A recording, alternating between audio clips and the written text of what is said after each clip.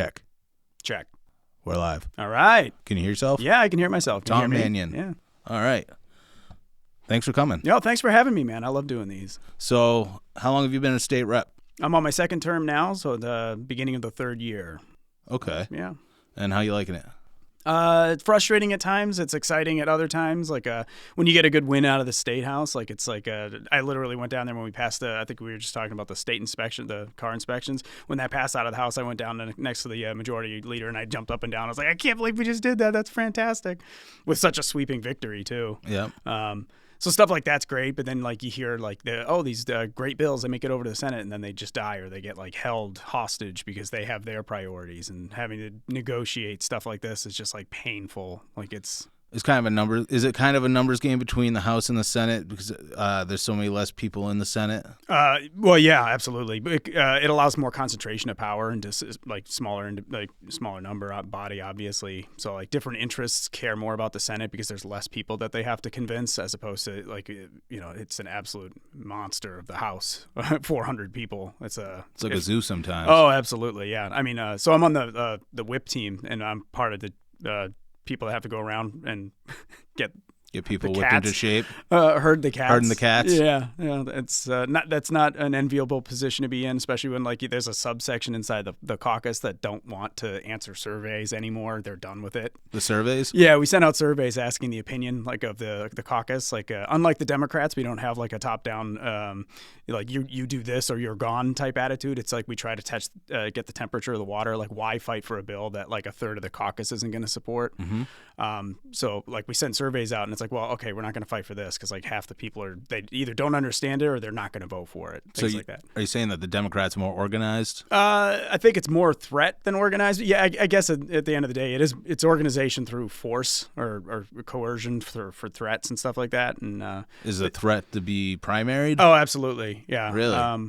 I always mention my boy Jonah Wheeler out of Peterborough. Like yep. he's they tried to primary him out, and all that did is make him stronger because he ended up coming in first in his primary. They tried to squeeze him out just on this last election. Just last election, yeah, because he came out against the trans issues, specifically transing children. Like he's not anti-trans or anything along those lines, but like transing children, like permanent irreversible surgeries. He actually gave a floor speech on it, and it caused a big backlash in his caucus. Like there was pseudo threats, et cetera, and then they really tried to squeeze him out. And they recently had him do like a struggle session in front of like his community, his constituents, right? His constituents, and of course radical activists that probably don't even live in that town came in to just like berate the crap out of him and try to get him to apologize. And he stood his ground. That's respectable, but like that's how the Democrats run.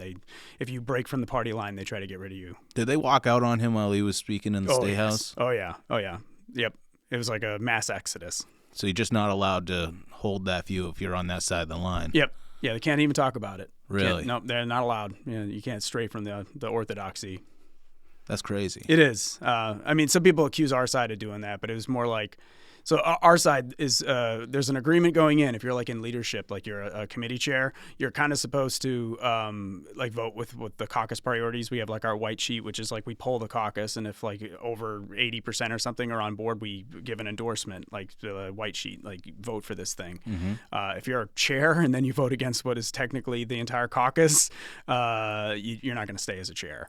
Okay. But that's, like we're not taking you to struggle sessions. We're not threatening primaries allegedly. Like we're just saying you obviously aren't like voting with the rest of everybody else. You probably shouldn't be in charge of a chair that gives recommendation or the chair of a committee that's giving recommendations to the rest of the House that the rest of the House disagrees with. So when he had to do that, it was a town hall he did, right? Yeah. Yep. Those are people that weren't even his constituents? There was definitely people in the room that weren't his constituents on both sides, to be fair. If I'm going to be completely honest, there are people that showed up that are from our side that showed up to support him. Yeah. We kind of had like this back channel thing where like, guys, don't go in there because if you don't live in the town, like it just looks bad. And especially if like they call out our side. It's like, why the hell are we like flooding the zone? It's tacky. Yes, it is. It's he should be speaking to his constituents. And absolutely.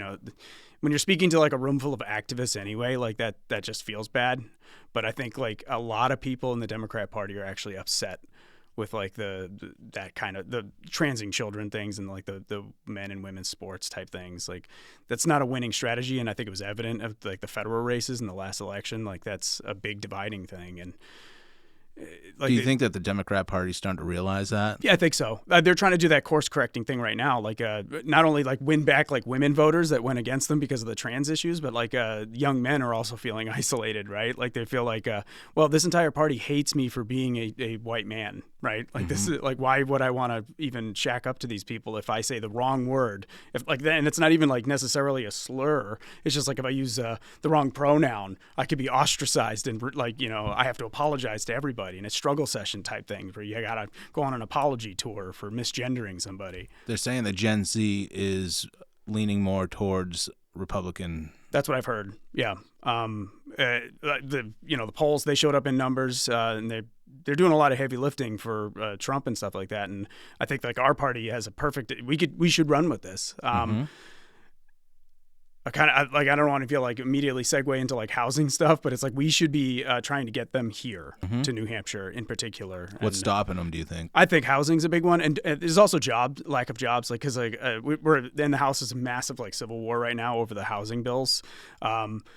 There's a bunch of activists on one side that are very much against any of them. All of them, just the principle, the very concept of them. The Republican side or the Democrat Republican side? The Democrats are split too. Like they say there are like a lot of Dem bills, but a third of them are voting against it too. So this isn't so much a partisan split. I think it's partially generational because like a lot of people in our caucus that are opposed to these bills are in the older generation, like the boomers. Boomers or late Gen X. The activists in particular are late Gen X, and like it's kind of like they're accusing our side, like the side that are supporting the housing reform and like trying to fix like these zoning problems of being quote unquote communists, right? Like because of top down government, but it's like they don't realize that they're speaking from a position where they want the small town governments to be the ones that are telling me I don't own my property because some guy across town has different opinions on what my property should do.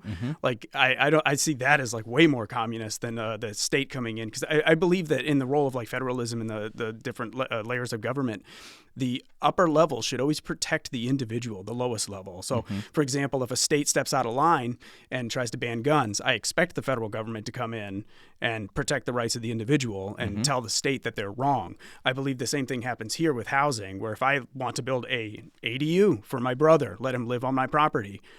Or anybody, not just blood relation. I think that's a big problem here. That's actually a bill we tried to fix as well. But if I want to build an ADU and rent it to anybody, it's my property, right? I should be allowed to do that. And if my town is telling me, no, you can't do that for some arbitrary reason, I believe the state should step in and protect the rights of the individual property owner.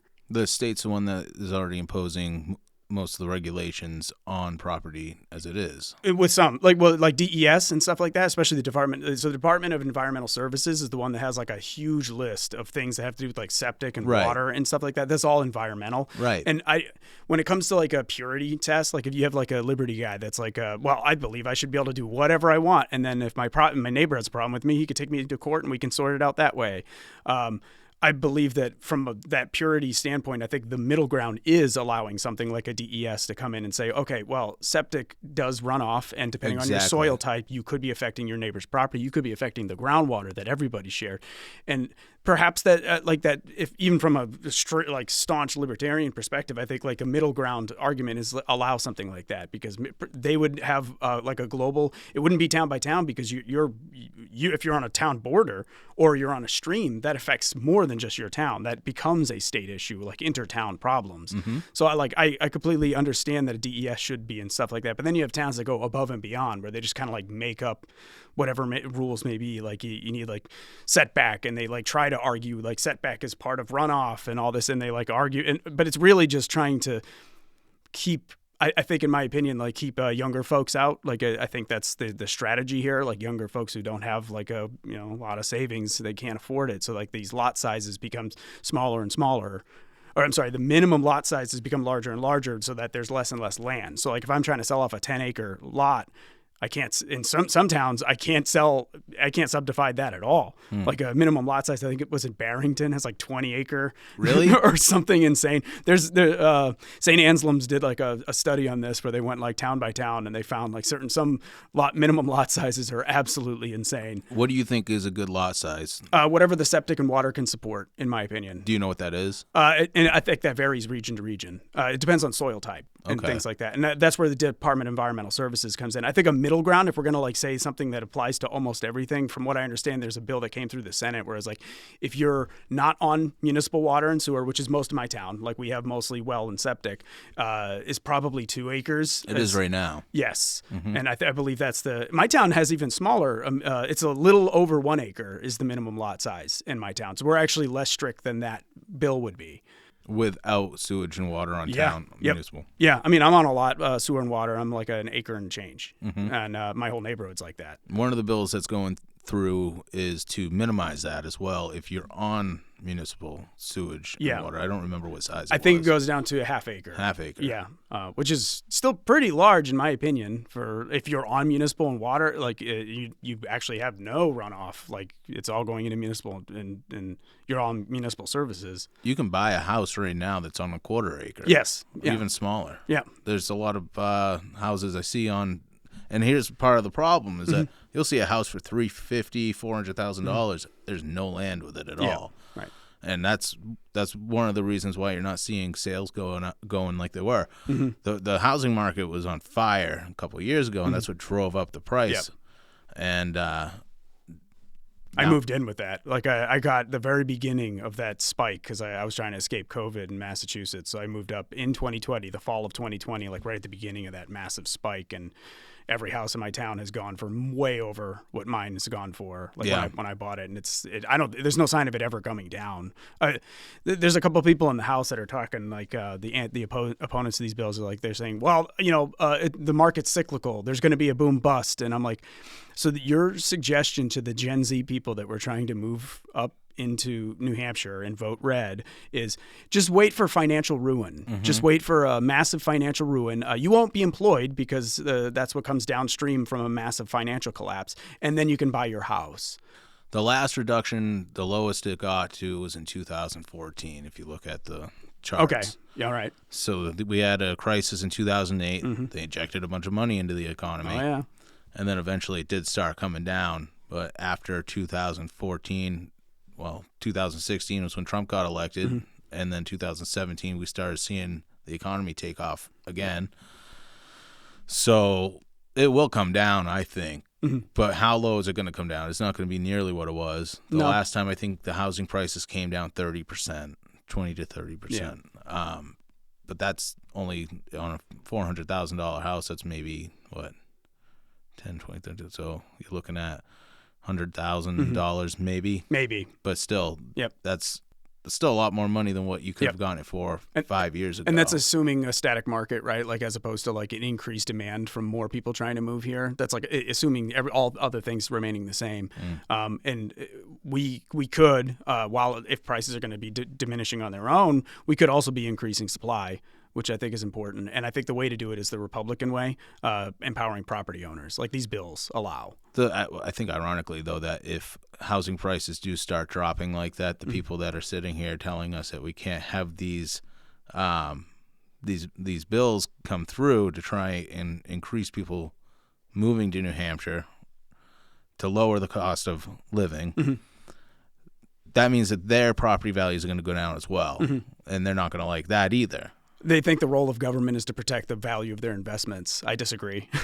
And they should artificially constrain supply so that their value can always increase. I disagree that if there's a housing philosophy. If there's a housing crisis, that means that people aren't going to be paying their mortgages. That means that people are going to be screaming for the government to intervene and start printing more money. Oh, of course. And injecting it into the economy. And we'll be in the same boat, just have more inflation. And the way that always goes is they'll end up bailing out the bankers first anyway. Yeah. And then hope it trickles down to us that are currently property owners. And the Gen Z are going to get caught holding the bag with the massive inflation. Yeah. So and then they'll lose their jobs because that'll be downstream of the financial ruin. So the Gen Z's in for a lot of pain if the hope is that, we'll just wait for the bust cycle. I think it came out a couple of weeks ago where they said that for you to have the same standard of living as somebody in like 1992, you have to work 30% more. I believe that. I think that makes sense. And that is what inflation's all about. That's why it's called the hidden tax. Absolutely. Yeah. And a lot of people don't realize that. I don't know if they're teaching that in school or not. No, I mean,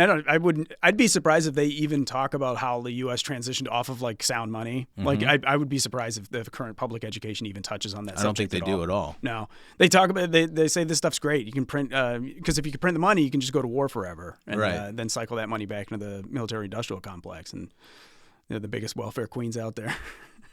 So would you consider yourself a libertarian? Yeah, I would say so. Yeah. There's different flavors of it, right? Like of the libertarian, even in there, they have their own civil war with their own caucus. Like I'm kind of right leaning, and I think that's kind of like as a backlash of some of the stuff with like the trans issues and things like that. Because like I never thought I'd have to vote on like banning surgeries for children, and that's something like I was like, why? Like I'm not for banning, right? And I think it should be like a lot of decisions should be left up to the parents. But I think we're in a part now where some of these parents are like swept up in this craze that's almost like a fad, and they're just like whatever their children says has to go, right? Otherwise you're going to end up with a dead daughter instead of an alive son, right? Things like that's what they're being told. And like I think it is the job of the government in that respect to protect these children from parents that are not making very good decisions in this respect. Like this is a permanent life-altering decision. This is not whether the kid should go play like football, right, and like potentially get brain injury or something. Like that's a little bit different, right? That's a risk of like what your children wants to do. This is very much a permanent irreversible surgery. And like these are the decisions I never thought I'd have to vote for. But when it comes down to it, there's some libertarians who probably say that it is between the parents and the child, like that's how they would feel. I think I'm on the right leaning side of that, where I don't think permanent surgeries is the way to go. And it comes down to like culture war. Like that's where I think the line is. It's like culture war, left, right, libertarian. When do you think this all started?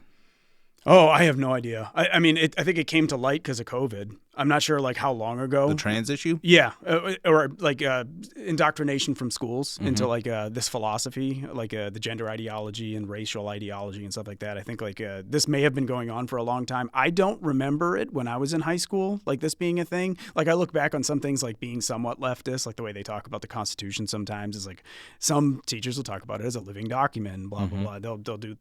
They'll use that type of terminology. I remember that now. I don't remember anything with like trans issues. I don't remember anything with like racial issues as much. Like it wasn't. I almost feel like I think is it Tim Pool? Like he talks about like during Occupy, like when like the left and right kind of came together against the bankers.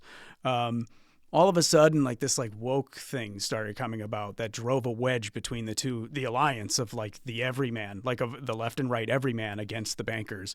And I think that might have some validity because if you look back, that might be like when that like a lot of that stuff started. I think like where it started talking about privilege and you're born away, and because of that you have original sin of being born a straight white man and having privilege, and you must apologize. And it became like a cult into itself.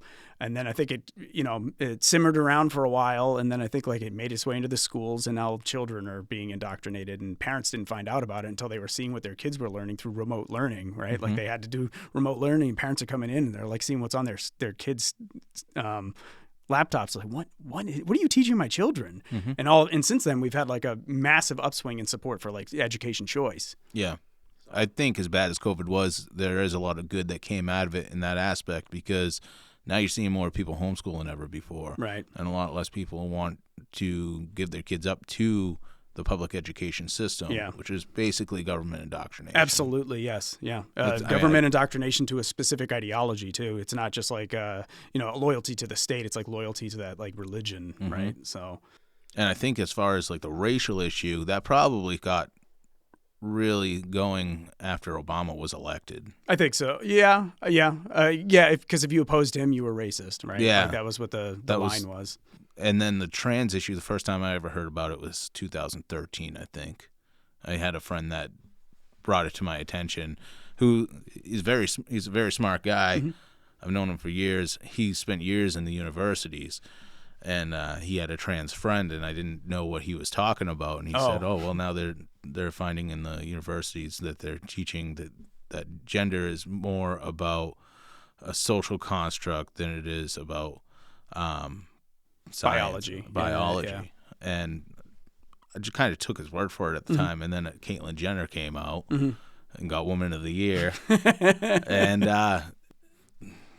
hasn't gone back since. Yeah, yep. I mean, it took a long time, but I feel like the backlash is here. Like we're experiencing it now. When it was celebrities doing it, I don't think anybody really cared. No. But now that there's kids having to deal with it in their schools, there's more and more female athletes that are speaking up against it. Yeah.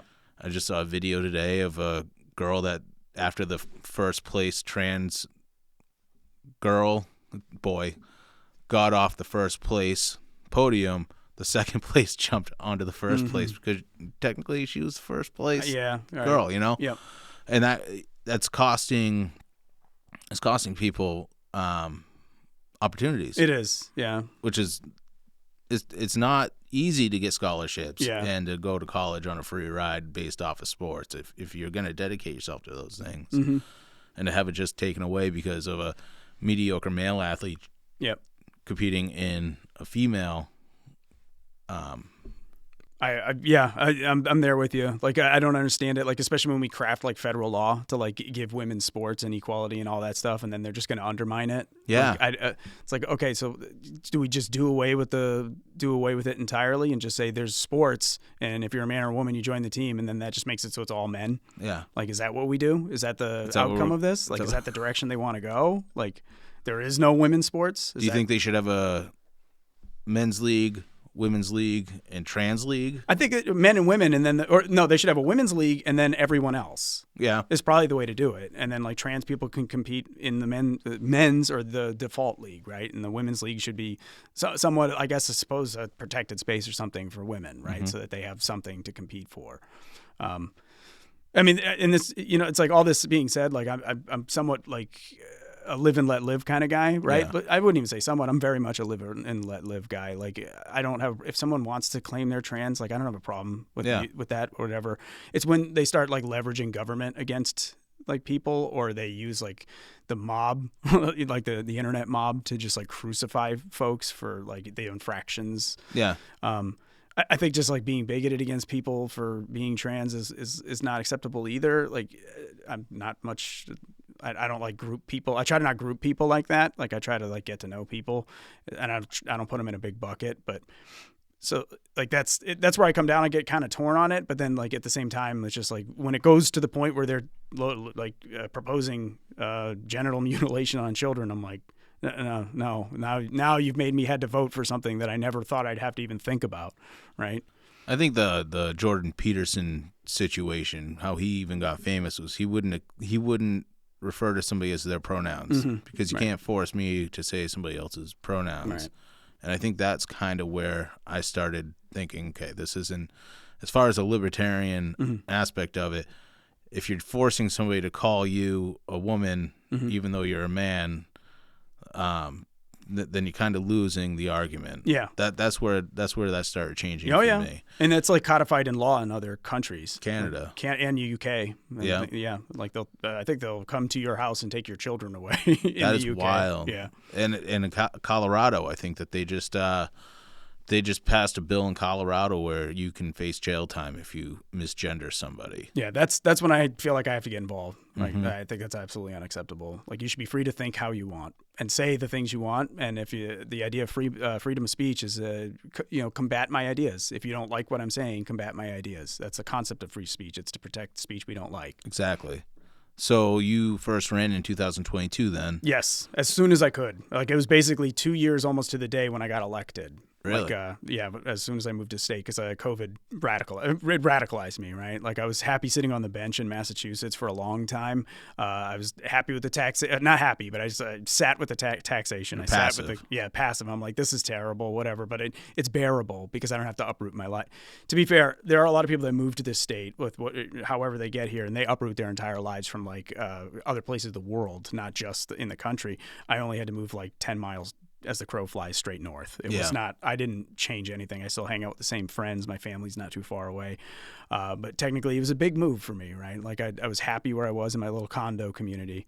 This is actually where my radicalization against like the housing stuff comes from. Once you live in an HOA, you have a different perspective on like what you should allow any small group of micro tyrants to ever tell you what you can and can't do, whether it be a planning board or whatever. If you live in an HOA, it's going to change your perspective, in my opinion. I lived in an HOA, and they banned us from using our gym that was collectively owned by everyone. And I read the master deed, like we all had equal percentage ownership of this thing, and the board just outright said we weren't allowed to use it during COVID. Because of COVID. Because of COVID. And I read they were citing the governor's, executive order. And I'm like, this applies to like gym businesses, like Planet Fitness. This does not apply to a private gym. This is ours. We can do with it as we choose. And the board is like, we don't want to get sued. And I was like, I'll sign a waiver. Sued by who? Yeah, exactly. Somebody getting sick? Yeah, prove it. That's what I kept saying to them. I was like, so you're saying someone's going to be able to prove that they got it from going to your gym, our gym? Like it's all of ours. And I fought the board there, and that radicalized me, right? Was it like the state of New York where you'd find the chairman of the board doing using it anyway? The gym at night? Well, the thing, I would assume that, except like all of them are boomers, right? They're all like really old boomers. None of these people are using the gym. They just made a bunch of rules, right? They like to make their stupid rules. They closed our pool, which we found by the time they closed the pool, it was the summer of 2020. They already basically knew that the virus died in sunlight. It was very weak outdoors, and the place to be was outdoors. And they closed our pool anyway, our outdoor pool. And all of this being said, like they didn't decrease my HOA fees that maintained the pool, maintained the gym. And I was like, well, then give me my money back and I will go up to New Hampshire and join a Planet Fitness that's open right now. And they're like, no, we can't do that. Like, even in New Hampshire, a lot of places still made you wear masks. Yeah, well, that's the downside. I would have been in Nashua. That was definitely a masked area. That was like the closest one that I would have went to. Then I would have suffocated in the gym anyway. It's crazy that they wouldn't let people work out when the people the people most at risk of dying of COVID were obese people, the slobs, elderly people. Yeah. The thing you could have done to make yourself most likely to survive was go exercise. Yeah. And they're like, no, you can't go to gym. Like gym's like the top of the list of things they wanted closed. It's like, what is wrong with you people? All the rules that they came out with during that. Like, I know. Even going to a restaurant, you had to wear the mask till you sat down. Yeah. Or some places you had to wear the mask in between bites. It was nuts. Yeah. I'm telling you, man, that radicalized me. That drove me to New Hampshire. I decided to run because there was a Rebuild New Hampshire was one of the organizations that I followed, like on Twitter and all that, and like obviously the Free State Project and the LPNH and those guys, they were having rallies about like, in all fairness, in comparison to other states, New Hampshire's lockdowns weren't as bad as other states, but everyone here was pissed, and I'm like, that energy is the energy I want, right? So I'm going to join these people, and I was hearing about all these bills that were just like reining in the power of the governor, reining in the ability for the DHHS to do XYZ, reining in what towns could do as far as like health ordinances and stuff like that, and I'm like, this is awesome. Like, I want to help with this. And like, so I ran, and then state of emergency reform was a big one. That was the one that made it so a governor, the old law, it was the governor could just keep indefinitely extending states of emergency whenever he felt like it. And the only way to stop it was to convene the state house and the Senate and then pull it back. State of emergency reform inverted that. So the governor can only extend it up to 3 months. And then the Senate and the House have to extend it. Oh. And if they don't, then it expires. That's good. Yeah, and that was one of my first bills, and that was one of the first. We stuffed it in the budget that year because we knew that Sununu wasn't going to sign it. We stuffed it in the budget, got it passed. Good. So that's now law in New Hampshire. Good. And that was like basically what I ran on. Sure, it seemed like he kind of caved to all the surrounding states passing the same mandates. Same stuff. Yeah, he didn't want to stick out, right? He didn't want to catch the flack that I think what's his face, DeSantis was catching. Yeah, like DeSantis was just like the straight rebel, like we will not lock down. Like that was his attitude. And I think Sununu didn't want the media backlash that he was getting. Yeah, and like our state's more purple than red Florida. But from what I've heard of all the people that have moved here since COVID, the majority of them are Republicans. Absolutely. And we have metrics to prove that. Like the state NHGOP has metrics to prove this. This goes back to the housing thing. Like we are shooting ourselves in the face by not allowing more people to move here. Like Democrats are not clamoring to move here anymore. We've made it pretty much intolerable for them. They're going to move to Vermont. They're going to stay in Massachusetts. They're going to move to New York, California. They're not moving to New Hampshire. They're going to Maine. Yeah, go to Maine. Oh man, those poor bastards. Like, they're in rough shape. Yeah, they are. Poor Maine. We'll take all their refugees though. All their right-wing refugees just move right over here before we annex their congressional district too. What is the biggest thing that you've worked on in the house? Defend the guard right here. Defend the guard. Defend the guard. This is my most important thing to me right now. Is that the New Hampshire Guard? New Hampshire Guard. Okay. So it says that we will not allow the federal government to activate technically the way that it works is it doesn't let the governor allow the National Guard to be activated for overseas combat without a formal declaration of war from Congress. Okay. Which they haven't done since 1942. You got a military background. Yes, Marine Corps. So I joined the after 9/11 back in 2004. I graduated high school. I joined the Marine Corps infantry. The thing that is. So just to pat myself on the back a little bit. So I took the ASVAB, which is the Armed Service Vocational Aptitude Battery. They don't require it anywhere. It's like something you do if you're going to get enlisted. Perfect score is 99. I got a perfect score. They told me I could do anything I wanted, any job, intel, whatever it is. I could do anything. I said I want infantry. Really? I want to be the guy that shoots bin Laden. Was basically my attitude, right? Like I wanted to go after Al-Qaeda. I wanted to go to Afghanistan. I wanted to get bin Laden. Little did I know the CIA was fully aware that bin Laden wasn't in Afghanistan anymore, but by basically December 2001. So our war wasn't even against Al-Qaeda, it was against the Taliban. And then by 2004, when I graduated, we were already in Iraq, which my recruiter kept assuring me, oh, this will be over. It'll be like Desert Storm. It'll be over soon. Like, we're not going to be in there forever. Like, we were there for 10 years. Yeah. And I deployed twice to Iraq. I never went to Afghanistan, never shot at anybody that wasn't Al-Qaeda originally. We shot at people that were, Al-Qaeda at least assumed. Because they came to Iraq because we killed Saddam Hussein, dismantled their military, and they had no way of keeping out Al-Qaeda. So Al-Qaeda moved to Iraq. And then basically I came back from that after one enlistment, and I was like, I did not enlist to go to Iraq. I knew from the very beginning this was BS. Like this isn't what I did. They exploited my patriotism. Yeah. Like I'm the guy, 99 ASVAB, could have done anything, could have sat in like an intel booth in the Pentagon, never deployed, done whatever I wanted to do. I wanted to be boots on the ground, kicking doors in, going into caves in the mountains of Afghanistan. They sent me to Iraq to beat the crap out of a third world nation because they didn't like Saddam Hussein, based on a lie on weapons of mass destruction we never found. The lowball estimate is like 500,000 civilian casualties in Iraq. If COVID radicalized me to to come into office, my experiences in Iraq radicalized me to be vehemently anti-war and start paying attention to international foreign policy from the United States and become basically libertarian from a anti-war perspective. I found Ron Paul when he ran for Congress ran for president in 2008, and followed his campaign, and I became a Ron Paul liberty guy. Right, I never joined a party till I moved to New Hampshire, and then joined the Republican Party because the Republican Party in New Hampshire is a bunch of Ron Pauls. So that was a perfect fit for me. I dislike John McCain Republicans more than I dislike progressive liberals. I think the John McCain pro-war neocons are a cancer in the Republican Party. Is there a difference anymore?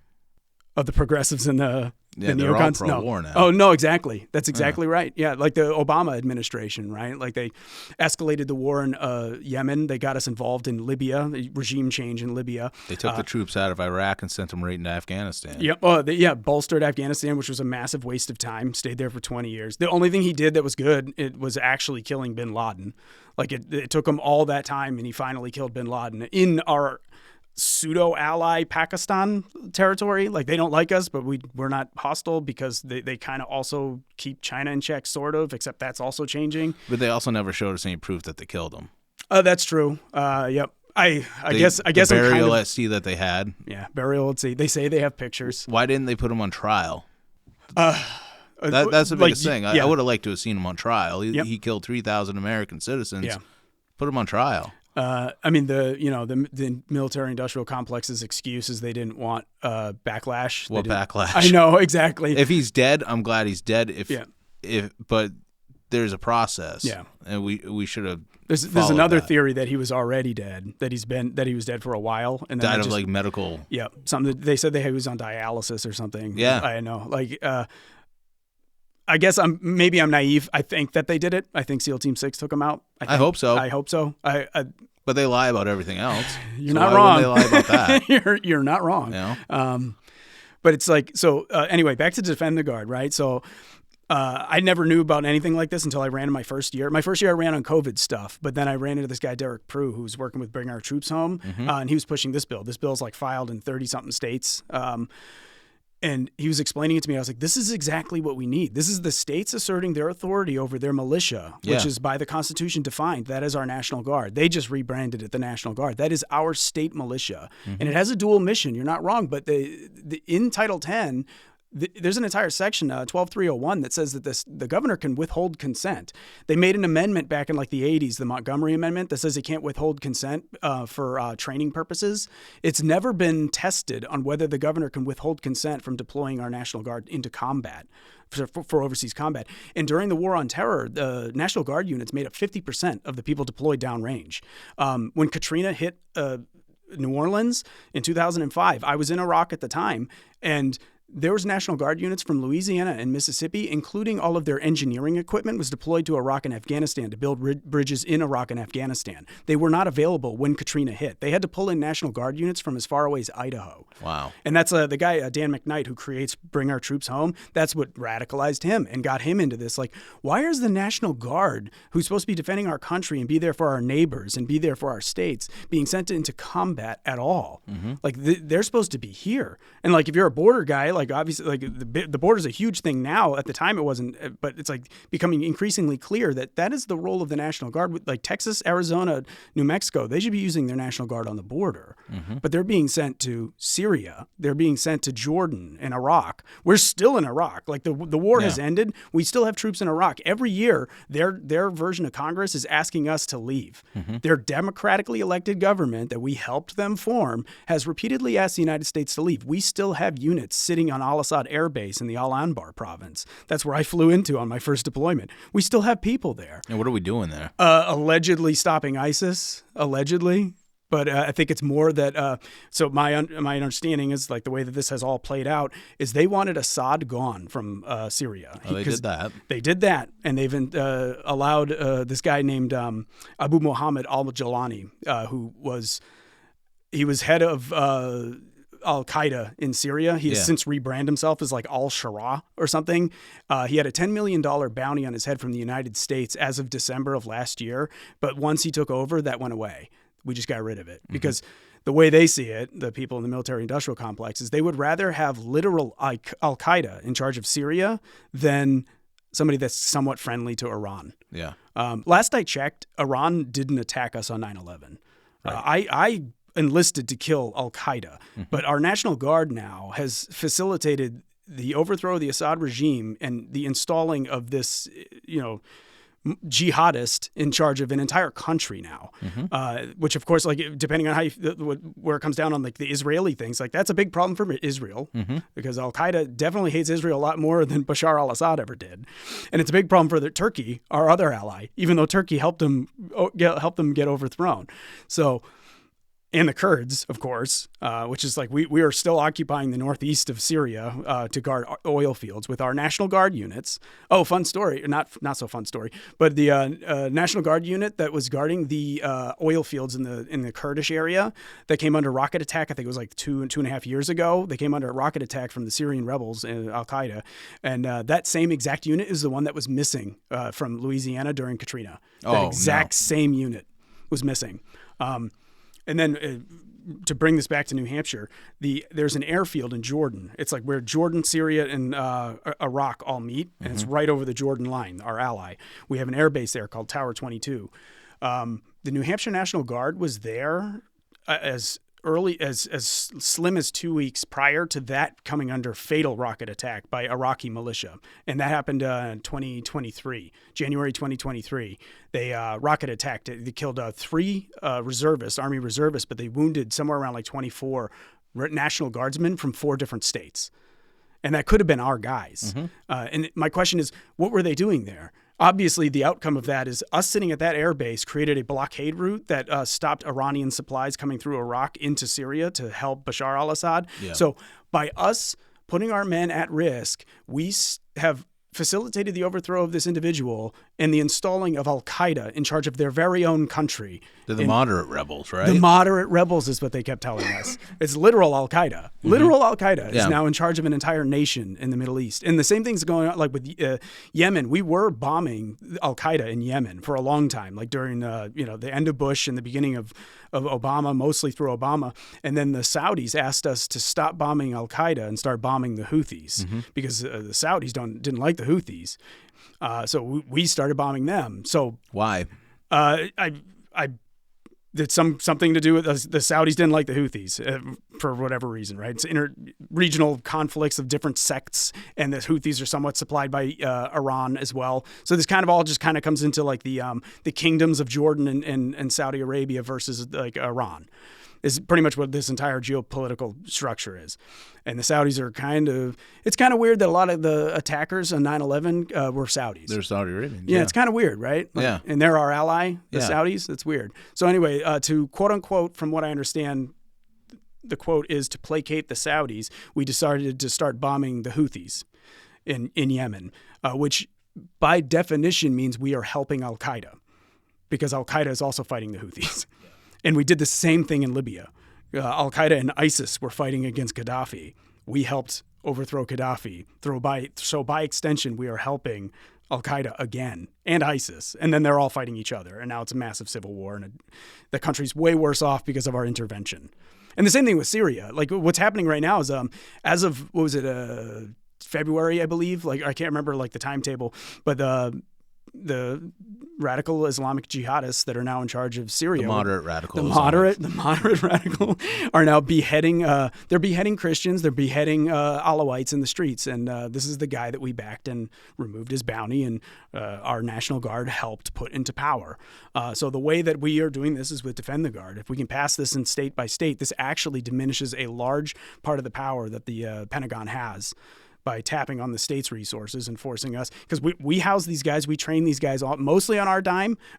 Mostly on their dime when it becomes active for Title 10, and a lot of the equipment is obviously federally funded.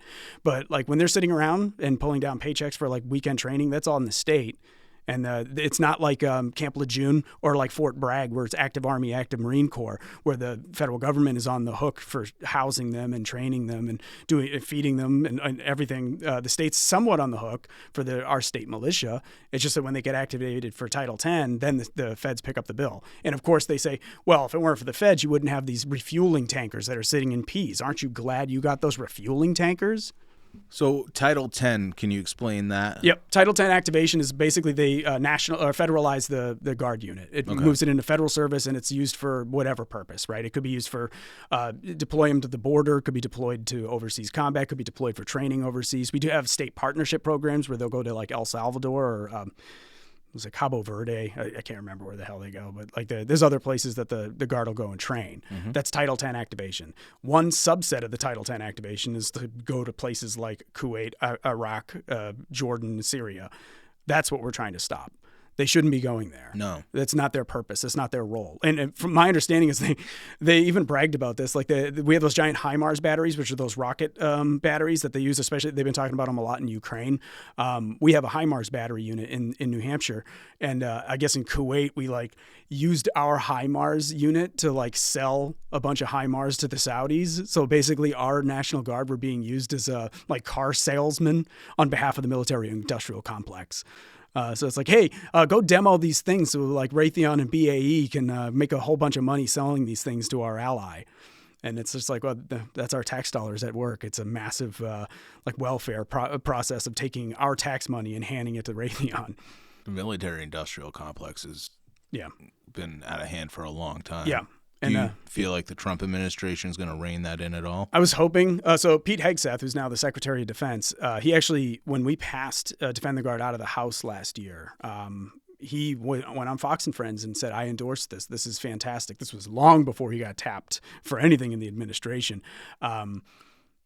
He's kind of gone radio silent on like whether or not he still supports it. Like we would love to know. And a lot of the verbiage he's using is talking about us not supporting other countries in like their nonsense civil wars or, destabilizing nations. Like he says a lot of these, and even recently, like shortly after he got confirmed, he did a whole briefing in front of the entire Pentagon, a room full of generals. And I actually really liked his speech because he was implying that a whole bunch of them were going to get fired for like just being inept at their jobs and caring about like the gender war stuff as opposed to force readiness and fighting against anything that would pull us back from constant like interventionist wars. And Tulsi Gabbard being installed or being confirmed for the director of national intelligence, she's been very, very anti-war. Like she's also been to combat. She's been to Iraq. She worked in a medical unit, so she's seen like the worst outcomes of what happens over there. And during her confirmation hearing, she was like one of the only people in the federal government that was talking about how we handed Syria to an Islamic jihadist. Like she mentioned it was like right after it happened. And I'm like, this is great. And then none of the news media even ran with it at all. They never do. No, they don't care. They just buried it. They just talked about how she's like not qualified because she's a Russian puppet or something insane, right? The military-industrial complex is going to come at you hard if you come at them. Yeah. So like, we'll see what they do against me someday. They've weakened our country, I feel like, more than anything else could have. Yeah.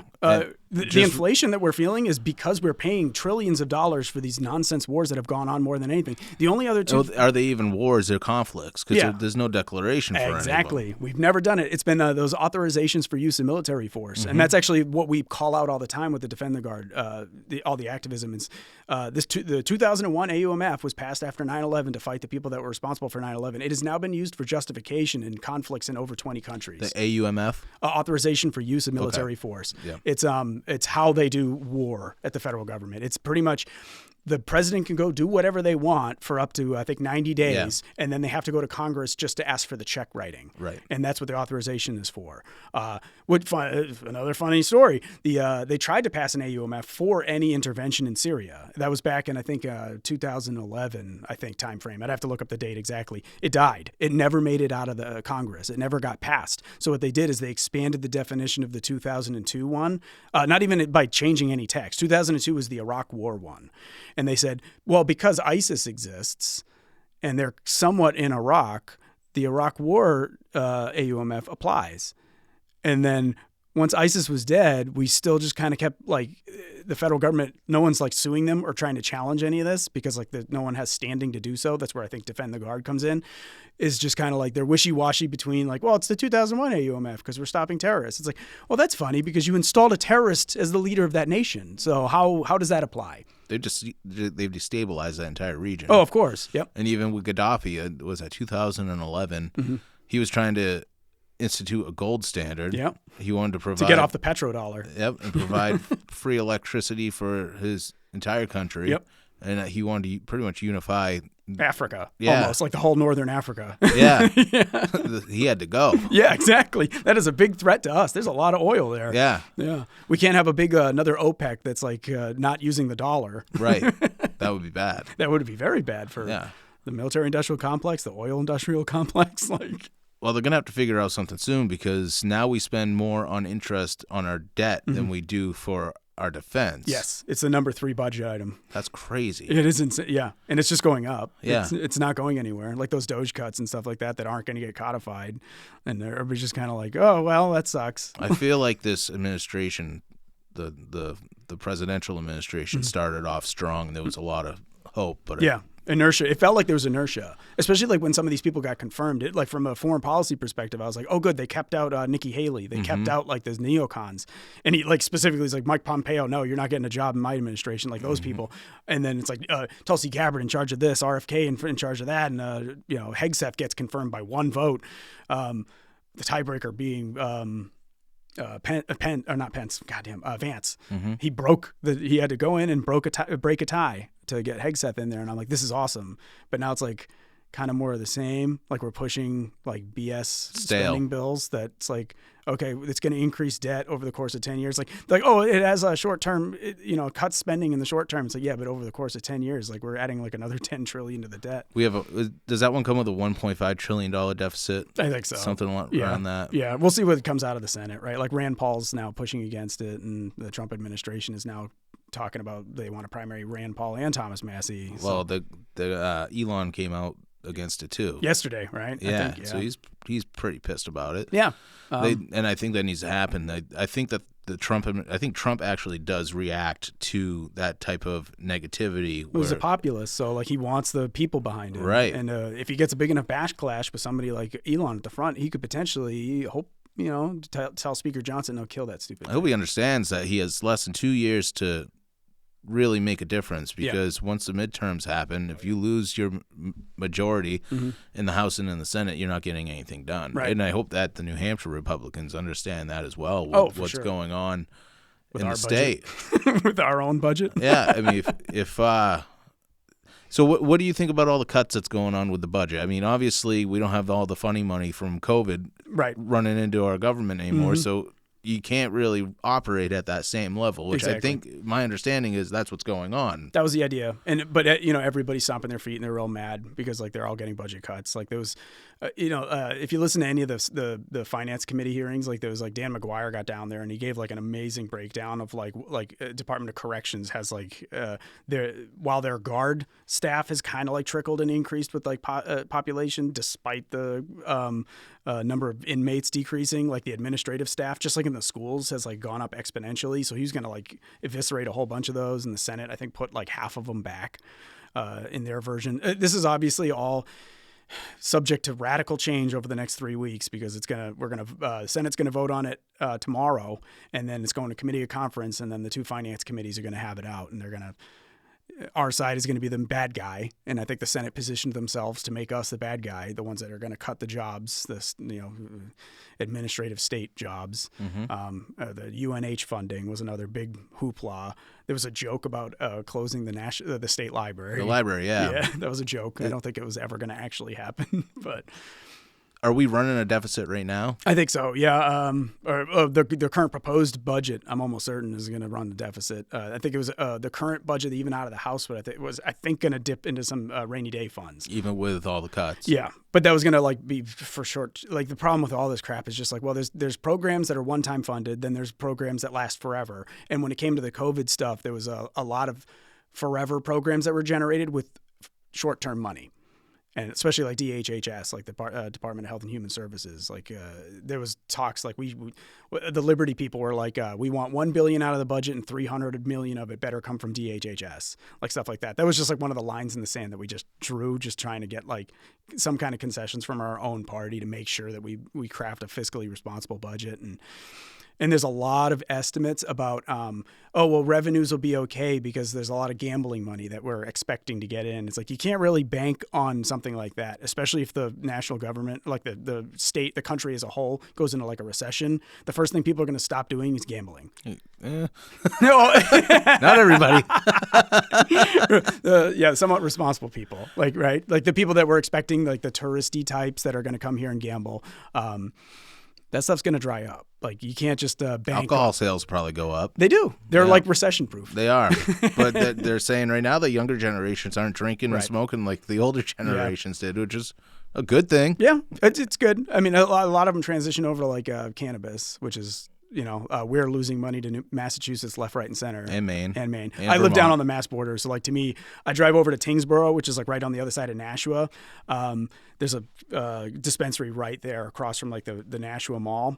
And all the plates are New Hampshire plates. Every single one of them in the parking lot, New Hampshire plates. Like we are losing money left, right, and center. So you support legalization? Yeah. Yes, absolutely. Do you think it'll happen anytime soon? No. I don't think Kelly Ayotte would ever sign. There's a big pushback now on the conservative side as far as legalization with marijuana because now people are starting to see that there is some risks with people having psychosis when they're smoking. It's a small risk. Yeah.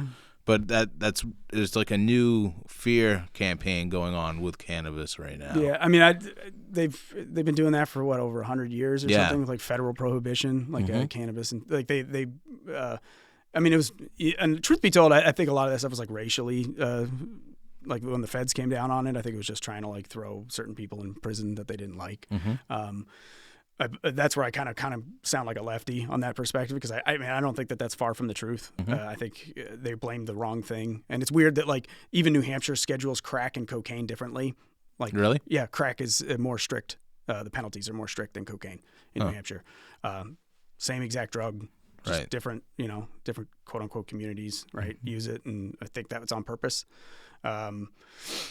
So I'll co-sponsor a lot of cannabis bills because to me, like, you're a younger guy. Like, I don't know about your friend circles, but my friend circles are like 50-50 drinkers and smokers. Mm-hmm. Like, they'll do like cannabis. And a lot of my friends that used to take a lot of prescription medications for things like anxiety or whatever it may be they swapped over to just cannabis, like somewhat recreationally. And they don't take anxiety meds anymore or sleep meds or whatever they may be. Being a veteran, you probably know some people that use it for PTSD. Absolutely. And other things. There's a lot of studies going on right now with the various types of psychedelics, MDMA, psilocybin, mm-hmm. LSD. Like, they're saying that the way that it reacts in the brain is it actually like carves new pathways around traumatic memory. Mm-hmm. That's the theory, I think.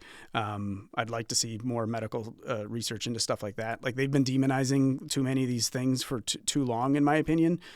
Especially with some of these harsh penalties. And it's just weird that, like, you can get a lot of this stuff just as long as you get it from Pfizer, like whatever it is. Exactly. Like the same exact drug, just with a brand name on it. Right.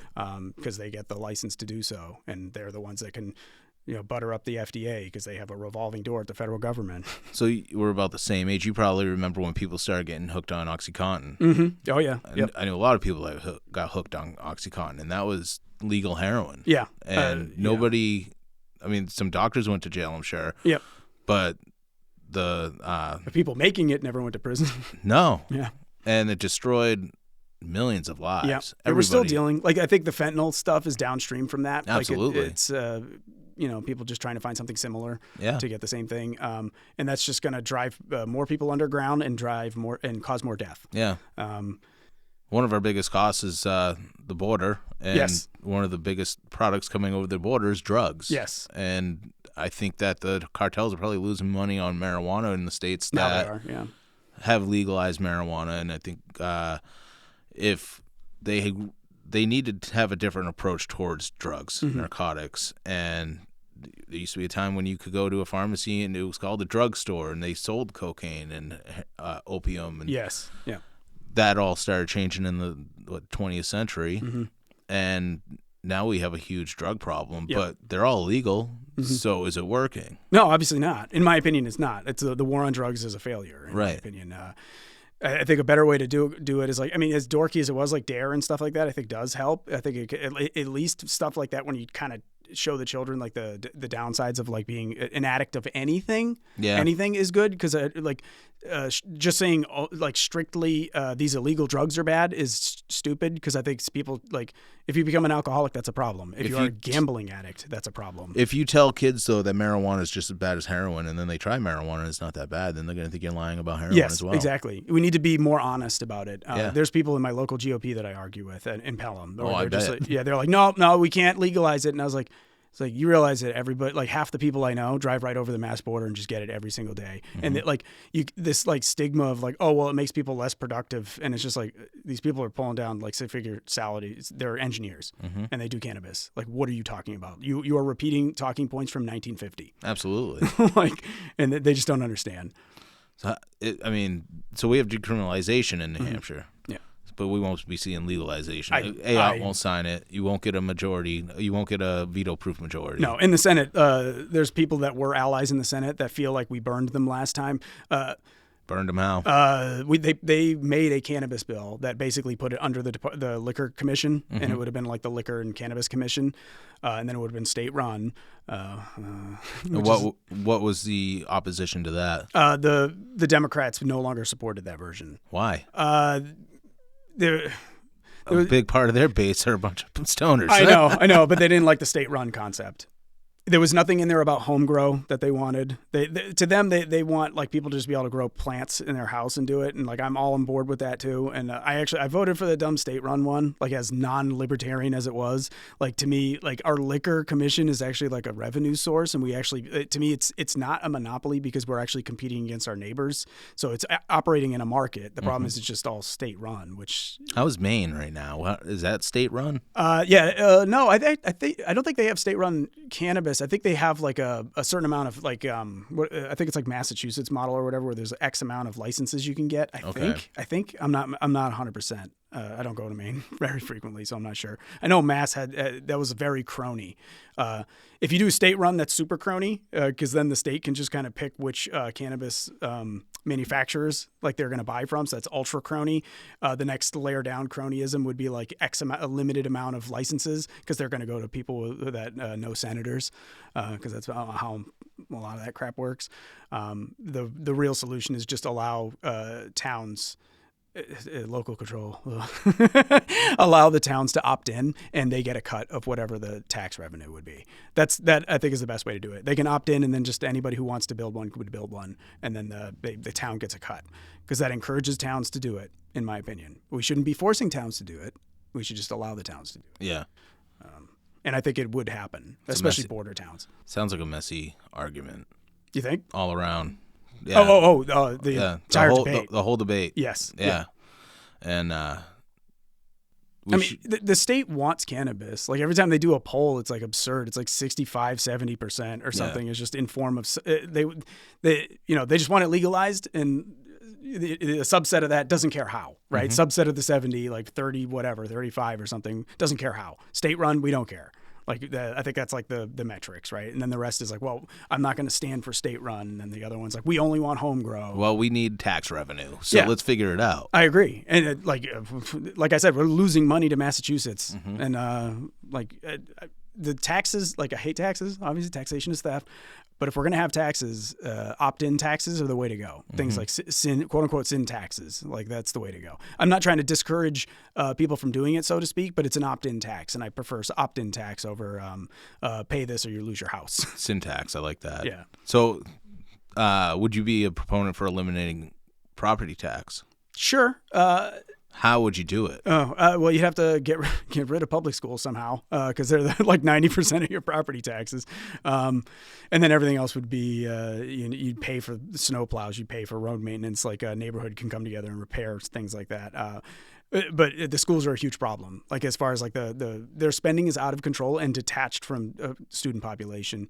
That was actually one of the arguments they were talking about with the housing bills. They're like, well, if one kid moves into town and we're paying $20,000 per student, that's $20,000 now on the town. It's like, no, you're doing the math backwards. When we do that math and we calculate how much we're spending per student, it's to point out how absurd the numerator is, like the insane budgets that these schools are generating. Like we're just trying to illustrate they're paying like $30,000 or higher in some of these towns per student.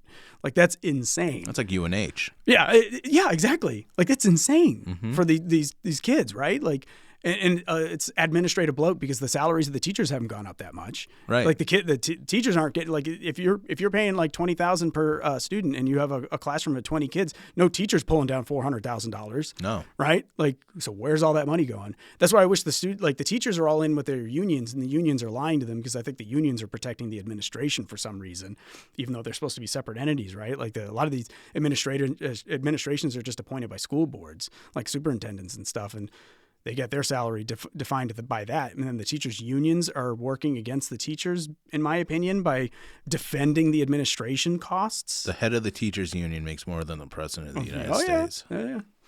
The president should make zero. You think so? Yeah.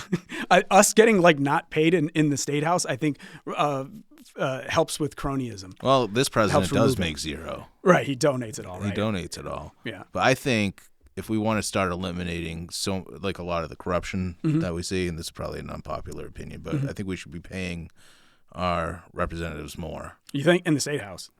Definitely in the state house. You make $100 a year. Yeah, I'm okay with that. Are you? Yeah. But I think the people who show up, I mean, there's an argument to be made that the people that show up are independently wealthy and already have their own vested interest. But then you have guys like me that are like, I literally I took time off today to come talk to you. I don't mind taking time off, and my boss is amenable to me working remotely. You're lucky. I work in software, right? That's nice. I'm fortunate, but I think there's a lot of us, like especially in like the Liberty sphere in New Hampshire, that are in tech. A lot of us could remove, you'll see in my, like where I sit in the state house, like there's 3 guys in front of me. I see them working software jobs remotely, just like me from the state house. Because a lot of it is you're just sitting there listening to the same speeches we've heard like 4 or 5 times. We already know that we're going to vote against the gun control. We already know we're going to vote for school choice. So a lot of it's performative. We already know how we're going to vote. So I'm working at the same time. When a bill comes up that like I'm not sure on, I'll listen. But it's like a lot of that stuff's on autopilot. You don't think though if individuals made a lot more money, they'd be less likely to be more corrupt? I think Well, I think there's certain people that would just turn it into like their career, and they wouldn't even like they would, in my opinion, do anything to keep their seat and not be principled. I think we see that now. Look at a lot of these senators that have been in there That's for 20, senators. 30 years, and congressmen. Right. Oh, you mean in the federal level? Yeah, right. I'm not so sure about. Yeah. As far as New Hampshire goes. Yeah. Well, the federal stuff is also somewhat detached because they're bringing in all kinds of crazy lobbyist money. Yeah. But that's how they're wetting their beak. Yeah. I mean, you're making $150,000 a year, and you go into Congress in Washington. You're on the road. You're buying your fourth house on Martha's Vineyard or something insane. But the lack of if you're making $150,000 a year, that's not enough for a job where you're dealing with what you're dealing with going into Washington. Yeah. And even as a president, like Bill Burr says, the president makes $450,000 a year. You think he's going to keep billionaires in check? That's a good point. Right? And then in the State House. So you're saying the incentive would be then we would get the best and the brightest if we offered them more money, like a competition, like in a market, or we'll have the same scumbags and be paying them more money. That's what I think. That's the only concern. Yeah, I think New Hampshire is slightly different because it's not like we're not talking about dialing from 100-something thousand to another something 100,000. We're talking about like $100 or zero, or giving them like 50,000 or whatever whatever the Democrats. If you based it off the price of gold at the time, that yep, it would be around 16,000. That's what I heard right now. Yeah, if we were to get paid in that instead. Yeah, I've heard that. I've heard that argument. I don't like the idea. I like the idea of showing up and it being like a civil service thing that I'm just doing. Like I think whatever administrative cost goes into processing $100 paychecks is not worth that money. Like whatever they're doing in their payroll system in the state, we're wasting taxpayer money doing that. Like we should just get paid zero. And that would require a constitutional amendment, but it would save money. It would save some. Yeah. Like and like people are like, oh well, it's a drop in the bucket. It's like those drops add up. That's the whole concept of Doge. Like all these drops add up. We need to codify stuff like that. Like if we're cutting, if it saves $50,000 from like our multi billion and change state budget, whatever, that's $50,000. Those $50,000 add up. It's like when you got to start tightening your belt on your own budget at home, and you start seeing how much money you're paying in subscriptions. I know. It's the same thing.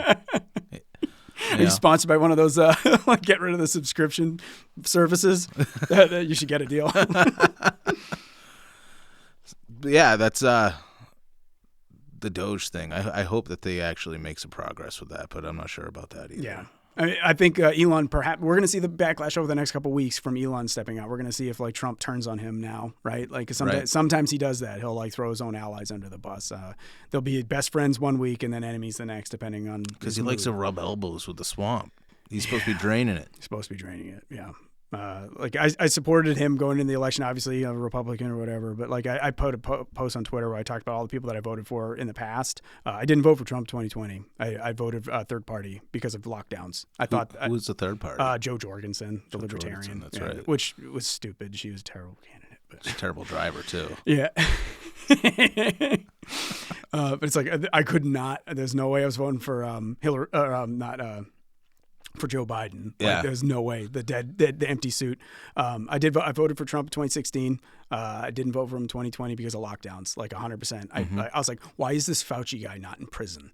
I was like, why is he defending him? Why is he pushing this vaccine? There's another thing. He's not in prison now. He's not even being held accountable for any of that. He was pardoned for crimes that he may or may not have committed. Well, they're also looking at the auto pen supposedly that all those pardons came from. I guess, yeah. And the whole Hunter Biden pardon, all going back to 2014. Crazy, right? Yeah. Talk about corrupt. I know. I don't know. That's a whole other thing. But it's just like that boiled my blood in 2020, and I was like, I can't vote for this guy. And like MAGA will probably hate me for saying that, right? But it's like I'm sure as hell I didn't vote for Biden. I just voted for third party. And at the time, technically, it was my last election in Massachusetts, so it really didn't matter who the hell I voted for.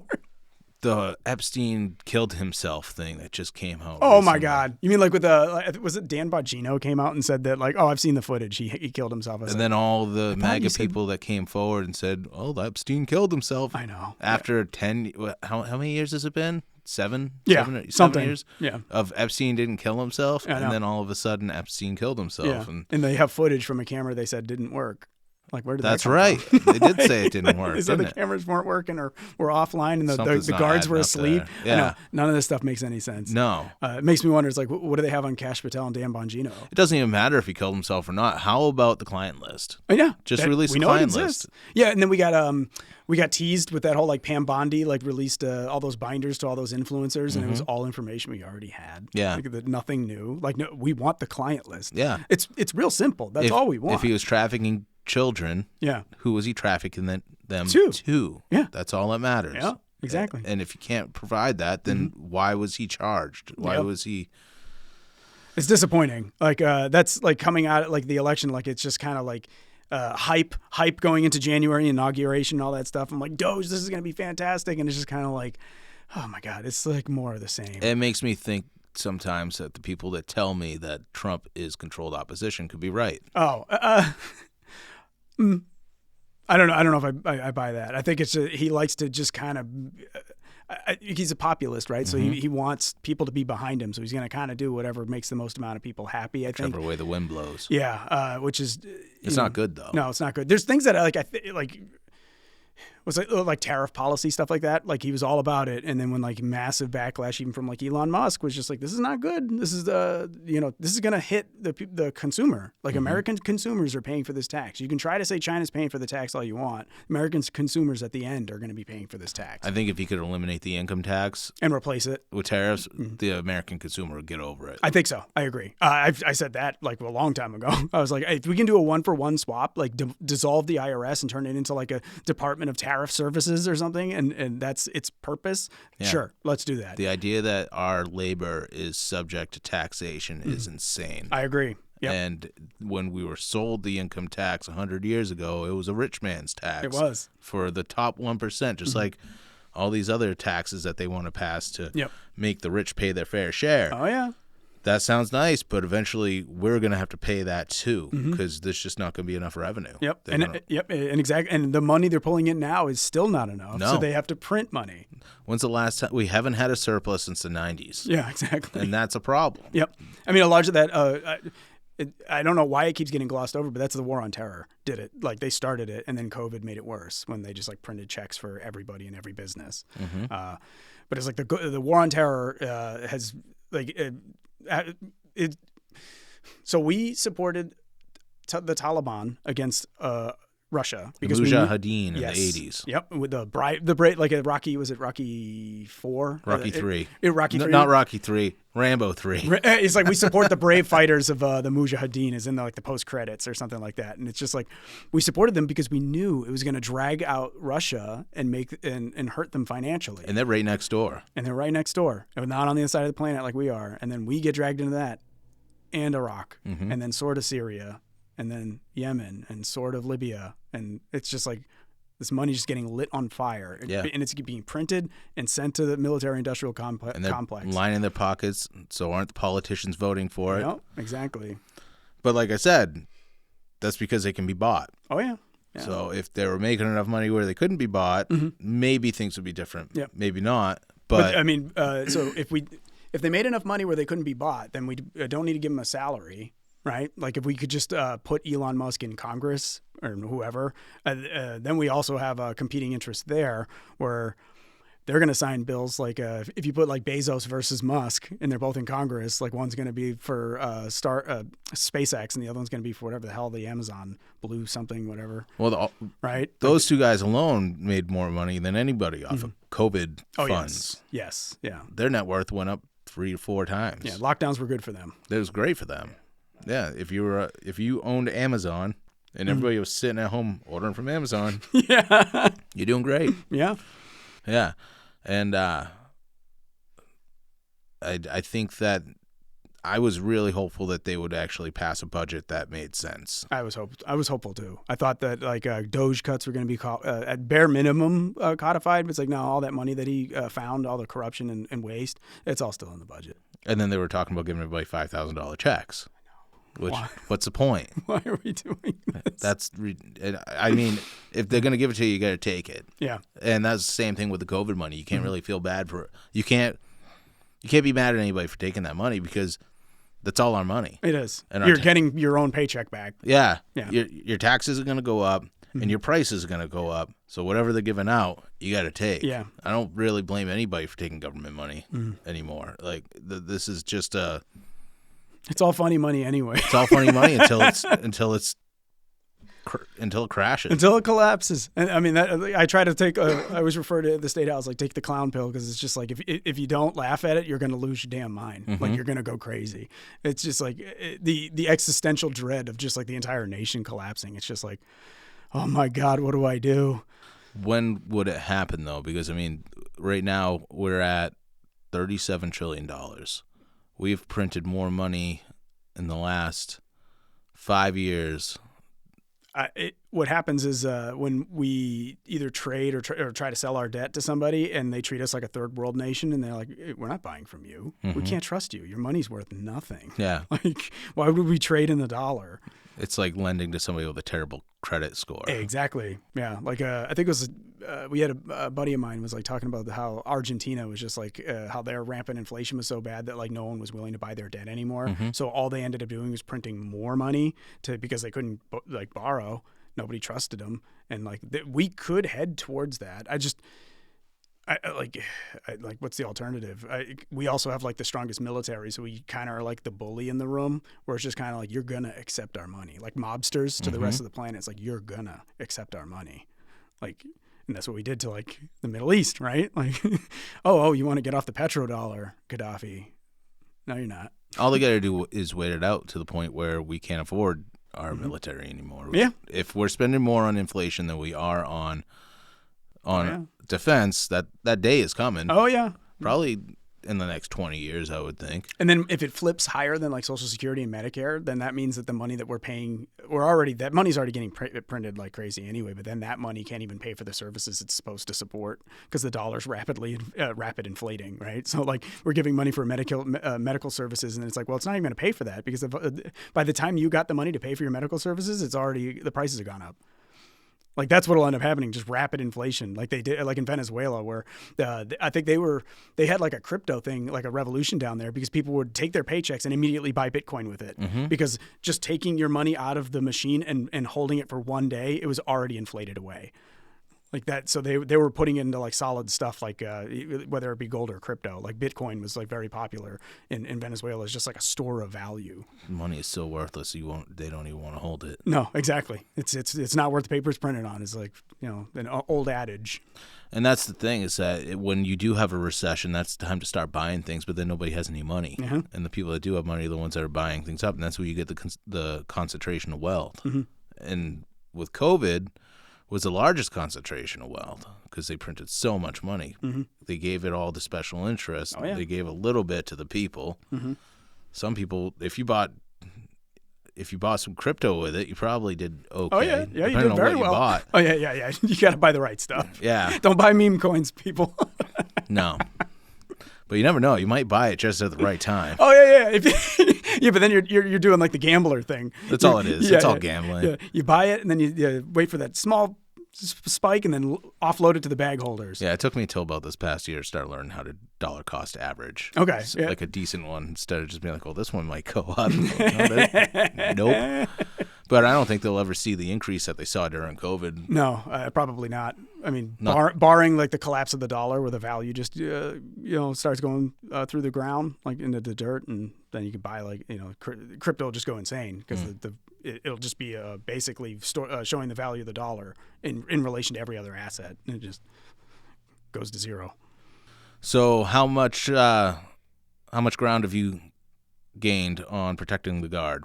We passed it out of the House, which was at the time we were the first lower chamber to do it. It was fantastic. Like we got it bipartisan. It was close. I think it was 8 votes or something. It was bipartisan because some of our guys broke away. We still have old school neocon types. There are people that believe the lie that the funding note, the fiscal note that says that we're going to lose a bunch of federal money if we try to do it.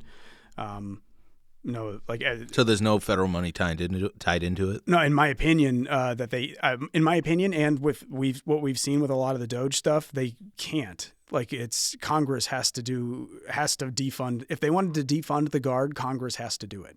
and Congress isn't going to do it. It sounds like an unpopular thing to do. Very unpopular.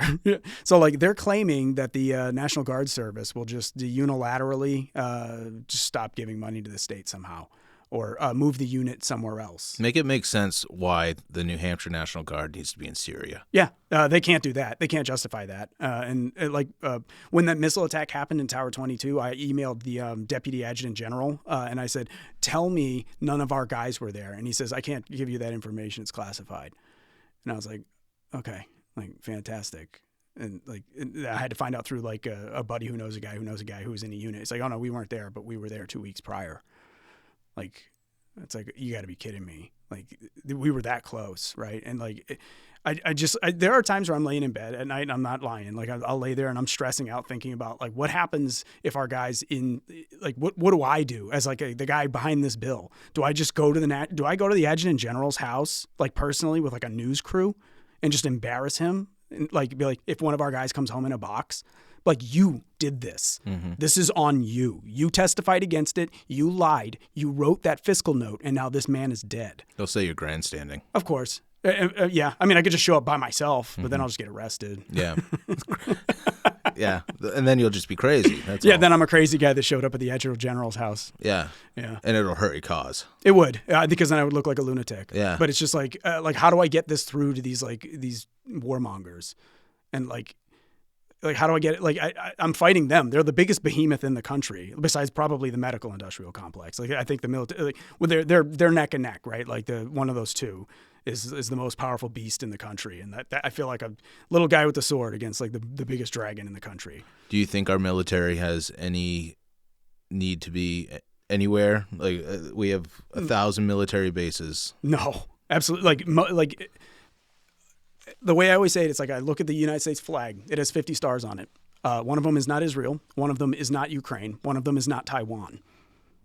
That solves it. Mm-hmm. Our military should be protecting our border, and they should be here in the event of an emergency, like especially the National Guard in particular. Like if we're talking active military, if we're fighting, like I was behind the war in Afghanistan for a while because like I felt like that we were trying to get Bin Laden, right? Well, you're young and impressionable. Yes, exactly. And I was like, this is good. We're fighting Al-Qaeda. Come to find out, it's like Al-Qaeda like was basically routed immediately. Like very quickly, we killed a lot of their leadership and they left the country. And then we allowed Al-Qaeda to come into Iraq by destabilizing Iraq. And then Al-Qaeda grew because the more civilians we killed, the more families we radicalized. So for every terrorist we killed, we created like 5 more or whatever the expression is. And now we're doing that everywhere. We're doing this Syria, Yemen, Libya, et cetera, et cetera. We're just making it worse for ourselves in the long term. And it's like, how long do we stay there? If you ask like the John Boltons of the world, it's forever or until we remove Iran. McCain said 100 years in Iraq. Yeah. And into Iran, like they had that domino thing where they wanted to hit like X amount of countries. I think it was like 6 countries in 7 years or something. The Wesley Clark interview. And the one that we haven't destabilized is Iran. That was like the last one on the list. Yeah, like the rest we all hit and destabilized. And added Ukraine to that list. Yeah, Ukraine. Yeah, I think I heard that our ammunition is depleted. Yeah. Because of the war in Ukraine. Yep. Oh, so, I mean, yeah, exactly. And I think Russia was also depleted, but they're able to buy it through like North Korea had like all their crappy artillery like that they've had there for like 80 years, just sitting, and so they're buying it from them. Like, where are we going to buy it from? We're one of the world's largest weapons manufacturers. If we don't have the ammo, where are we buying it from? Right. China? Like, what, we buy a bunch of AK ammo from China? Like, what good is that going to do us? It's crazy. Yeah. I don't know. Like, it's like I always said, like, and I go to these monthly meetings. There's a state veterans advisory committee. They're also opposed to defend the Guard. And it's just like bunch of old boomers. Like, they are? They're vets. It's the heads of like, VFW and the American Legion and all that, and they sit in this room that's on a National Guard base near Concord, and the Adjutant General sits in the back, and like when the bill comes up and they like decide on it, he just like, well, he puts the federal funding at risk, and then like all of them like, oh, well, we can't do that. And it's just like all these veteran organizations that are allegedly supporting veterans or as service members. I'm not really sure what their mission statement is. I'm a lifetime member. Like I'm a lifetime member of the VFW, but I kind of just stopped going to my local one because they don't like great. So we're raising money for what? So that you guys can send people up and oppose my bill? Mm-hmm. Like I mean, it's great that like in theory that we're helping veterans, but you guys are like pushing and supporting the military industrial complex. Like back in the day, oh man, I forgot what side he was on, but Smedley Butler, there was like he created, I think it was like either the VFW or the American Legion. I can't remember. This is like forever ago. And it was in response to look it up? Yeah, let's look it up, because the Smedley Butler, there was like a civil war between those two organizations. One was like supporting like the military misadventurism in the U.S. Smedley Butler, and I think he was with the VFW, but I can't remember. I'd love to be fact checked. VFW. Yeah, VFW, right. So he was trying to recruit them, and the idea there. December 1933, Butler toured the country with James E. Van Zandt to recruit members for the veterans of foreign wars. He described their effort as trying to educate soldiers out of the sucker class. Mm-hmm. No kidding. This guy's a badass. He's the one who wrote Wars of Iraq. It was like a small pamphlet that basically says that he was working for like the international banking clans, and he was like working for fruit interests in Central and South America. In that thing there, he's talking about like he believed the American Legion was captured by the banking interests. Yeah. They tried to recruit him to like overthrow the government, overthrow the president. Yeah. As a military coup. And he was awarded the Medal of Honor twice. Yes. And I think his father was, and his grandfather was a military veteran too. Yeah, and this guy's a general in the Marine Corps. He was the commandant, I believe, for a short period of time, and before he retired, and then became massively anti-war. He's like an idol of mine. But like, so it kind of goes back to like these American Legions and these VFWs. Like I met with a bunch like when I was first pushing this bill, and like they all. Like when I talk to them, like they get this whole like some of the boomers are stuck in like the Cold War mentality where it's like we need to have the strongest military possible and we need to be everywhere because we need to contain Russia or China, right? Like they think that they're like a threat to the American homeland somehow. They couldn't touch us. No, not even close. Russia couldn't even take over Ukraine. Like they grabbed like the eastern regions, but they couldn't push to Kiev. We spend more on defense than all of those countries combined. Yeah, it was like. We spend more than the next 10 countries combined, and 8 of them are allies. So, it's insane. And that's why, like, Defend the Guard resonates with me so much. And it's just like this is the kind of stuff, like this activism. But I've tried to meet with, like, American Legions and VFWs, and they have this, like, Cold War mentality. And, like, it's big. It's like boomer vet is, like, something. Like, it's a detachment from I hate to always do, like, this. Like, I don't do the buckets usually, but there does seem to be this generational divide between boomers and younger folk, and it even occurs in the military sphere, in the veteran sphere. Like the boomers kind of have this attitude like, oh, well, we invaded Iraq for a good reason. It's like, what? Are these Vietnam vets? Yeah, Vietnam too? or like or they were in that peace time between Vietnam and the Gulf War. Like a lot of them are from in there.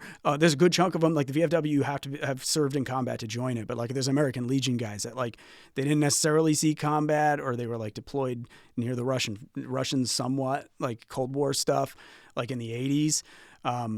And they just have this thing like the United States' purpose is to be like the, big daddy of the world. And like we need a strong instead of peace through strength type thing, it's even further. Like it's peace through interventionism, like keep destabilizing our enemies and send our military if necessary to keep them down. Like that's their attitude.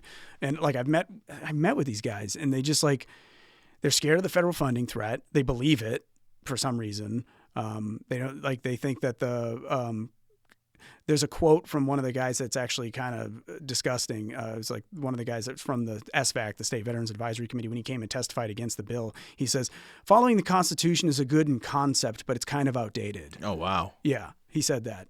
And there's another guy that testified, and he was a former rep, and he actually quoted Dick Cheney as if it was a good thing. It's like, there's a great quote from former Vice President Dick Cheney. I was like, are you kidding me, dude? Dick Cheney? I wonder if we lived in a different time, if you were doing what you're doing now 20 years ago, before 9/11, what kind of reception you get? Like you'd be talking to World War II vets, Korean vets. Around. Yeah. And because there's less and less of those now. Yeah. My grandfather, he was in Korea. He did 2 tours in Korea. And he came from a family of 13. 9 of them were boys, and all of them served. Wow. They were all veterans of wars, yeah, from World War II to Vietnam, and one of them died in Korea. And there's actually a picture of the whole family together, and it was when the brother that died in Korea was brought home. So it was right after the funeral. And you want to talk about PTSD. You could see it on the faces of the guys that were in World War II. Yeah. And they had been out for probably, at that point, almost 20 years. Yep. The oldest son was in Japan. And from what I was told, he ran a bulldozer in Japan. Oh, my God. And it was basically just burying bodies. Yeah. Like mass graves. Mm-hmm. Yeah, from the firebombing and all that. Yeah. And then there was another brother that was POW in France. Yeah. I think he got a Purple Heart for blowing up a German tank. Goddamn. Yeah, so like the whole family was Yeah. They had lived it. Mm-hmm. And when I was a kid, from the ones that I remember that I actually got that I was actually able to meet, none of them wanted any of their grandkids in the military. Yeah. I 100% understand. They were all very anti-government. Yes. Well, they get us there, right? And like, it's not just government. It's definitely like a marrying of interests. Like as Eisenhower warned about the military-industrial complex, it's, they're doing it for their investors. They're padding their own pockets, like the war profiteers. And I personally, anytime somebody tells me that their kid's thinking about joining, like we don't have a lot of that anymore. Like the patriotism from post 9/11, I think has died off a lot. With Hegseth coming in, apparently there was a spike in recruiting, so that people like have more faith, I guess, in the military in general. But I would say, nothing policy-wise has changed with the U.S. foreign policy. Like, you're still probably going to end up supporting Al-Qaeda in some country if you join now, or die for Taiwan, or God forbid, die for friggin' Ukraine. Like, you get like dragged into that somehow by some future president. Like, I would encourage people not to enlist right now until like we get our house in order. Would you enlist again if you could go back? Oh, at the same exact time? I don't know. Knowing what I know now, no. If I knew I was going to Iraq, no. No, absolutely not. Do you think you'd be the person you are now if you didn't? No, I don't think so. I think my experiences have motivated me in a way that nothing else ever could have. So it's kind of one of those things like, do I, goddamn. I don't think I'd be as big a fighter as I am now. Think you'd be a Bernie bro? No, I don't think I'd more on that side. Oh, I don't know. That's a good question. Because if it weren't for the anti-war stuff, like economy came second to me. Like joining the Ron Paul people was an anti-war thing. No, because the lefties already existed and they were already anti-war. I did vote for Kerry in 2004 because of anti-Iraq war stuff. But Kerry's terrible. But like I was already politically homeless. And he was he was a big player in what's going on in Syria right absolutely. now. Yeah, So how anti-war was he? Well, it was all a lie. It wasn't anti-war. It was anti-George Bush. That's exactly what it is. Remember when he was reporting for duty? I know. Oh, my God. What a dork. That's all it is that they were playing on the patriotism of the American people at the time. Yep. And that doesn't really exist like it did. But I think hopefully people are going to start waking up to the fact that we shouldn't be in Afghanistan and Iraq and Syria, Libya. The one saving Yemen. grace about like the massive catastrophe of the pullout of Afghanistan is we cannot just like leave people lingering there. It's now completely Taliban controlled again. Whereas like in Iraq, we left and we kind of had like a pseudo puppet government that was like a puppet of us and also Iran at the same time. And then when we rolled back in there because of the ISIS stuff, they couldn't really say no because a lot of the military equipment we gave Iraq was seized by ISIS. They're driving around with our Humvees, with our M16s and our mortar equipment that we left the Iraqi army. People forget that. It's like, do you guys remember the footage of ISIS driving around in Humvees? Where do you think they got Humvees from? Have you seen the videos of the Taliban since we've left Afghanistan? Like from Lord Miles Rutledge, where he actually goes to Afghanistan. He's a Twitter weirdo, but yeah. But they're pretty well trained now. Oh yeah. Well, they had 20 years of war. Yeah. To sharpen their knife, more or less. And they have all of our equipment. And they have all of our equipment. Like Miles Rutledge, he's that guy, he's like friends with the Taliban or whatever. He goes there, he's trying to open a gold mine. But he film stuff there, they're carrying around our M16s and our night vision. And there's vendors on the side of the road that have like 240 saws, like 249 saws, machine guns for sale on the side of the road in Kabul. It's insane, like the equipment we left behind. I hope we don't end up going back there again. We better not. I'll be at the front of the picket line protesting. That's for sure. I think if we try to get dragged into some conflict like that, that may destabilize our country internally, like politically. Because I think that like some of the right will fight the right. The right will turn on the right, like the anti-war, like liberty people, like the Ron Paul, Rand Paul type people that are anti-war. I will fight neocons tooth and nail. Ron Paul's presidential campaign, I think, got us to where we are now. I think on the right. Yeah. In the right. Yeah. I 100% agree. Yeah. He course corrected. He gave birth to the Tea Party, which was at least in reaction to like Obamacare, but it was also in reaction to the wars. He had more veteran support, I think, than any other presidential candidate. Yep. And small dollar donations. I was one of them. Like I donated to the Ron Paul campaign forever ago. I think he was the very first politician I ever donated to. I didn't start reading Ron Paul's books until after 2008. Okay, So that's when I started getting into it. It was 2009.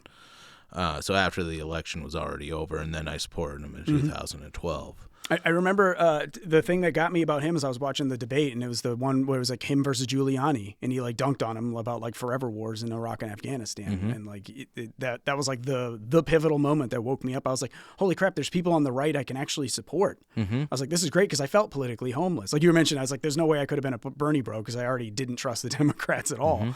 And then the anti-war right still existed, or at least in the Ron Paul form, and then more people came in. You had like the Justin Amash's and the Thomas Masseys came later, Rand Paul came later, and then even people that I'm not even sure where they came, like even Marco Rubio at the time was like trying to pretend like he was a Tea Partier.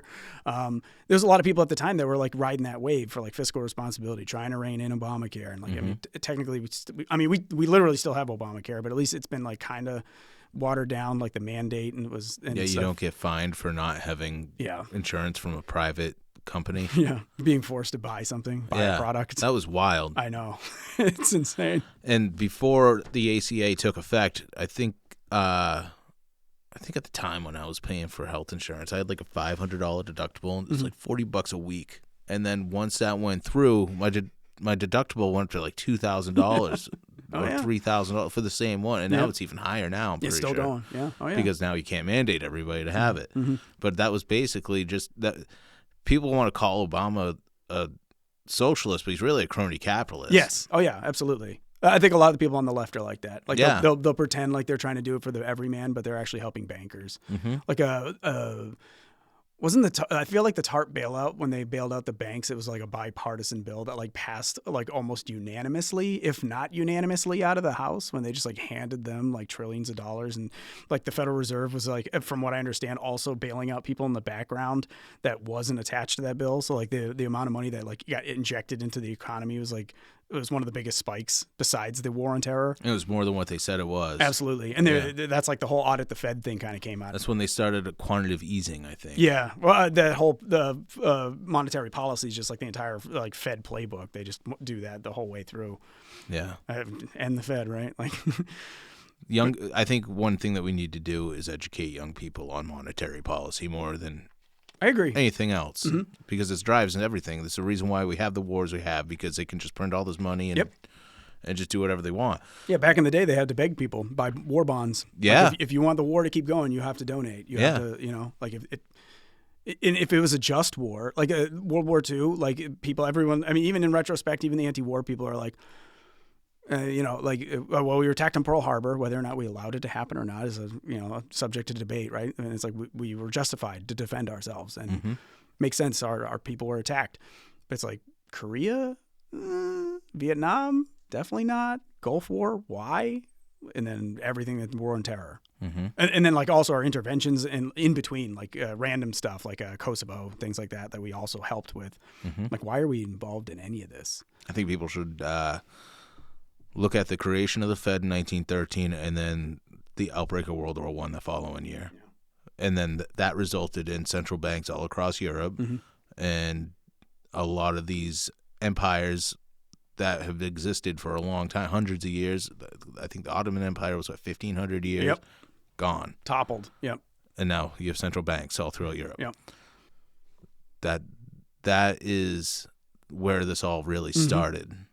And we've seen consolidation of resources and wealth since then. Yep.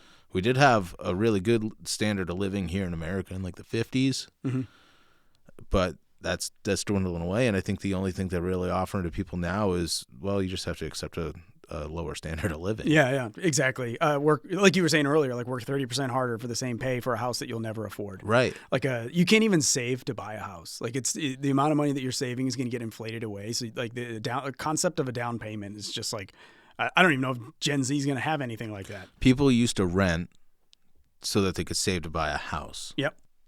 Now they rent forever. Now renting is the same as a mortgage. Yes. Yeah. So how do you have to make twice as much? Yeah. I mean, I've been doing this thing. Like I see it as like the millennials helping each other out, but I've always rented a bedroom out to like friends and family for like well under market rate, right? Like, cause I don't need the money like for them. Like but I know that I can help them. And I helped at least one friend I helped springboard into buying his own home. And like, I feel like millennials kind of got to work together because it's like us versus the boomers. Like they have their 3 houses and we have half. You just need to work harder, too. Yeah, you want stuff handed to you. Meanwhile, like they're on all the planning boards that just rig it so that all the houses, you can't inject any more stock and stuff like that. It's like, nobody's looking for a handout. I just don't want you to be able to do that. Like make the government rigged in such a way that I can't ever buy a house. Well, they don't understand that they have benefited from the last 40 years of constant printing of money. Yeah. They've benefited from it. Yeah. Eventually, there's going to come to a point where you can't just keep printing money. I mean, the last, what was it? How many years was there like 0% interest on loans? Oh my God. Yeah. When I moved to New Hampshire, it was 2%. Like I got my rate at 2%, and I thought that was like incredible. Right. And now it's 7. Yeah. Now it's 7. Oh man. And like you were saying, you can't really afford a down payment. I mean, no. The education system's failing, it seems. Yes. And for a family to be able to buy a home, both parents have to work, so the state takes care of your kid. Yep. For it's a daycare, like for your children. Yeah. Indoctrination camp. None of it's, I don't think any of it's really normal. No. This idea that it takes a village, I think that it should be parents that are raising their kids, and you should have a standard of living. We should be able to afford to have one parent stay home and teach the children, or at least be able to send them to get an education that's going to benefit them and not just something that's going to pass them through until they graduate high school. They're even making college to the point where it's almost useless now. Yeah. People aren't hiring people for just because they have a college degrees. They want experienced people. Yeah, exactly. And they're not helping society grow and become more prosperous. That's why we have a decline in population right now, because nobody can afford to have kids. Period. Yeah, exactly. That was like one of the housing thing that came down. Like there was a bill about not being able to limit the number of bedrooms, and I think it was like up and down. Like you couldn't just take it into account, right? And to me, that was like the most anti-family thing ever, that certain towns would make it so you can't have more than X amount of bedrooms because they don't want you to add to the tax burden. No, what's stopping you from jamming 2 or 3 kids into one bedroom anyway? Exactly. What does it matter? It's just government interference at the local level, in the justification that it's going to help with taxes. In reality, it's just going to be like, well, that just means small families can never move to New Hampshire, or it's going to increase the abortion rate. What's going to happen when all these older people start dying off? Who's going to pay the taxes then? Exactly. Well, yeah. What's going to happen to taxes? Well, the upside is a lot of them keep voting themselves into having tax exemptions, so they're already not paying taxes. Yeah. Or they're paying less taxes. Is that the new thing? If you're over 65, you shouldn't have to pay property tax. Yeah, I mean, some people on our side filed bills to say that you can't have, like, I mean, I don't like the idea that your house can be seized, but it's one of those things like elderly should not be incentivized to the point where, well, I'll just not pay taxes, and then if my children want to sell my house, they'll have to pay the back taxes on it. Like that's like the outcome would be, right? Like they can't take your house if you're elderly, and it's just like, okay, so that means you're just going to not pay taxes, and then me, when I inherit your house, I'm going to have to pay more than the value of the house in back taxes to sell it, to offload it. Sorry, son. Yeah, sorry, son. There was like a meme vote from don't know if you follow Michael Malice or anything, like one of those guys on Twitter. He had like a meme that was about the elections in Canada, and he was talking about the exit polls when they are asking folks as they came out, what was the most important thing that you voted for? And everybody under the boomers was just like the economy, jobs, and housing. The economy, and then when you ask the boomers, the only thing they cared about was Donald Trump. In a Canadian, the number one by an overwhelming majority. Everything else that actually has to do with like day-to-day living that affects us, they didn't care about at all. Well, if you see all the people that are out protesting every single weekend, they're all boomers. Yep, exactly. They have nothing better to do. Yeah. And then Michael Malice's quote tweet was literal locust plague. It's frustrating. Like, it's frustrating. Respect your elders and all that stuff, but it's just like, I feel like the especially like at the local level and things like that, it's like they get on these boards and then they just rig the system. Like my visceral anger from COVID came from a bunch of them on a HOA board. Well, we had COVID because of them because they all felt like they were at risk. So we all had to stay home. Yeah. And not work. Not all of us. Some of us were, essential. Yeah. Oh, yeah. Exactly. Well, yeah. Or those of us that were remote were fortunate. Essential, or in other words, disposable. Yeah.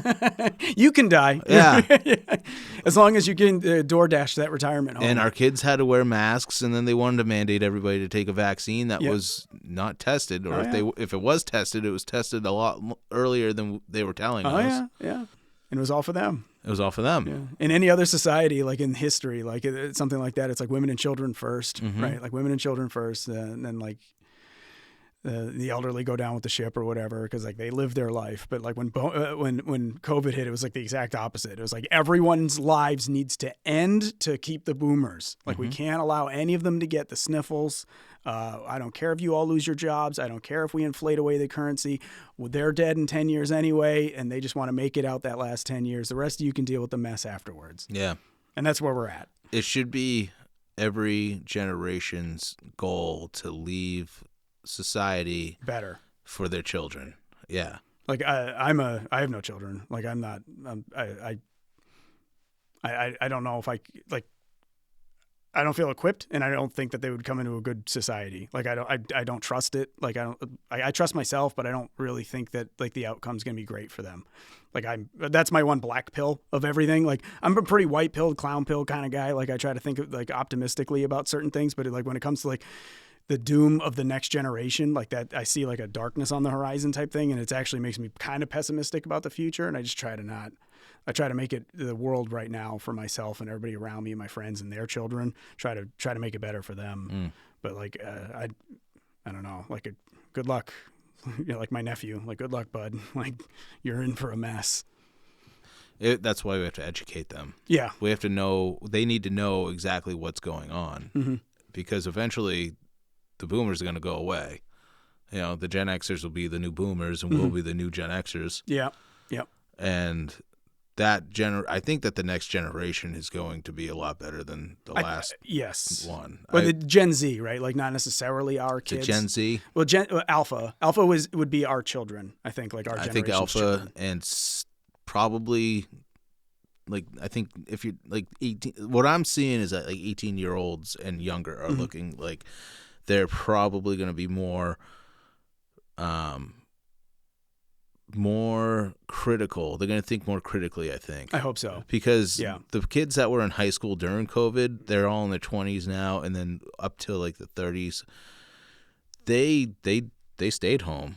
They thought this is just the new normal. This is how it is now. Well, they're in a bad spot because they were in high school, but like the kids they have huge mental health problems. Well, the ones that were even younger, the ones that were in like first, second grade that were stuck home, that like didn't get to interact with anybody at all, and their entire interaction with like teachers was through a computer screen. Like they're in a real bad spot. Some of them, but I think other ones, like I said, COVID really helped people realize they don't need as much government intervention. Yeah, well, the kids don't need to go to school; they can be homeschooled. Yep, and. One saving grace of it all, right? Like I don't want to wear this mask. Why do I got to wear this stupid mask, right? Exactly. I mean, little kids probably did not like wearing them. I think there was a video when that mask mandate got lifted finally of all the kids just cheering. Yeah. So I've seen that. They don't want to do that again. No, absolutely not. So and that's good for the future. It is. Yeah. I think that we're going to have a generation of younger people that are more inclined to be pro-liberty. I hope so. and probably more fiscally responsible, because unless we go down that WEF road where you own nothing. Yeah. Which we may be heading towards. That's another downstream of the housing crisis, right? So if Absolutely. you make it so the only people who can ever buy houses are like, hedge funds and like those massive then we're all going to be renting. We're all going to be renting. Like if we can outpace the quote unquote investment potential of buying these houses up by just keep adding more to the market, they can't buy it all up. It's not feasible. If we can compete properly by adding enough supply, they can't see it as that big of an investment. I think that I understand where you're coming from, where you're black pillowbow having kids and all that, but I think that me having kids, I'm meeting more and more parents. My wife's meeting more and more parents, where there's a lot of people that are thinking outside of what we used to think prior to COVID. There's more people homeschooling. There's more people that are homesteading. Yes, that's huge in this state, that too. is. That's so fantastic. I think that we're going to start seeing more locally grown food. I think the Make America Healthy movement, I don't think it's going to go anywhere, but I think that it's kind of like messaging, though. Like yes. I think people will just understand, be like, hey, pay better attention to what's in your foods. Absolutely. Yeah. I mean, when I was a kid, my dad went grocery shopping and everything was what's on sale, what's a coupon, it was microwave dinners and stuff like that. That was that's the 90s. And we have home cooked meals. We don't really, obviously there's times where you can have hot dogs and we'll stop at McDonald's once in a while, but it's mostly home cooked meals. That's fantastic. Yeah, and there's more people thinking like that. I think that the mindset is changing, and that's a white pill, man. Yeah. I love it. It is. It's great. And having kids, it's scary, but once you have them and you start seeing how they are and how much fun they are and how much they learn, you can leave somebody in your place, hopefully, that has an understanding of the world if you educate them properly, I think, where the past generations kind of just sent them off to college and they came back with shaved heads and yeah. And they hate the parents. Yeah. I can't tell you how many guys I know that are like 50, 55 years old, how many stories I've heard of their kids going off to college, and when they come back, they paid for the education for their kid to go off to college to come back to hate them. It's wild. Yeah. And that's why college isn't always the answer. Maybe it's trade schools.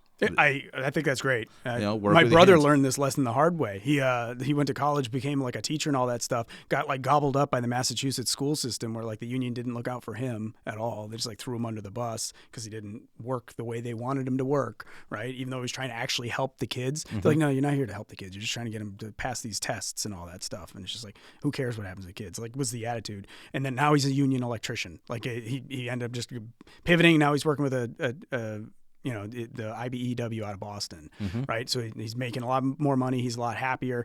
He's not a huge fan of the union, I guess. He co-sponsored Right to Work, but he likes the trades. And like that's probably, and he could have done that without racking up as much student loan debt as he did if he just went right out of high school. My cousin did it the smart way. He did the right out of high school, right into the trades. Yeah, he has no debt. Right, like my brother has tons of debt. Like the other alternative is like my path, right? Where go to a foreign country and watch your friends get blown to crap, then go on the GI Bill, so you technically go to college for free. Wasn't it worth it? And it's just like I don't think so. Like there were other alternatives that you could have made for a better future. Probably. Yeah. I mean, I worked. It all worked out in the end. Like I'm good where I am now, and like not having like student loan debt because of the GI Bill is fantastic, I guess. But like, holy crap! Like what we went through, and it's just like, was it worth that money? I don't know. Like it's dark, right? Like thinking of it that way, and like so I try to encourage people same things like don't enlist and don't go to college. Like, go into the trades. Well, people need to understand you're mortgaging a house for a piece of paper. Yeah, that's what it is. It's a $100,000 piece of paper. Oh yeah, and you may or may not get a job. There's no guarantee. And it all depends on what you're going for. Like some people waste their money and go to college for writing. You don't need to go to college to be a writer. No. If you're a good writer, then you'll make it. You'll make it. If you're not a good writer, you'll probably pay $100,000 for a degree that's not going to get you a job. To learn that you're bad at writing. Right. And that happens. I know people that have gone to college for writing, and they'll say, like, yeah, this person in the class failed miserably. Mm-hmm. Oh, they signed on that dotted line, and they have to pay that money back. It doesn't matter whether or not they were good at it or not. Oh, yeah. You're going to fail or you're going to pass. Mm-hmm.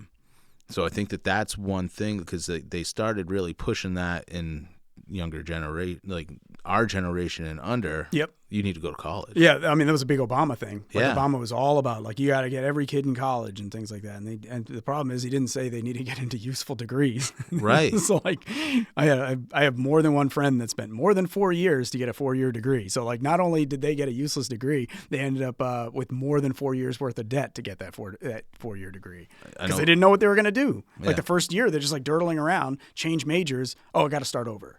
Things like that. Like, coming right out of high school, they don't even necessarily know what they want to do. Exactly. It's why you should probably have to wait until like 25 before you decide to go to college. Yeah, if you need it at all. Yeah. Like, frankly, a lot of these people, if they would be a lot better off financially if right out of high school, they didn't, not even necessarily the trades, but even if they just went and worked in like an Amazon warehouse or something, they'd be better off financially, right? Mm-hmm. They could have climbed the corporate ladder.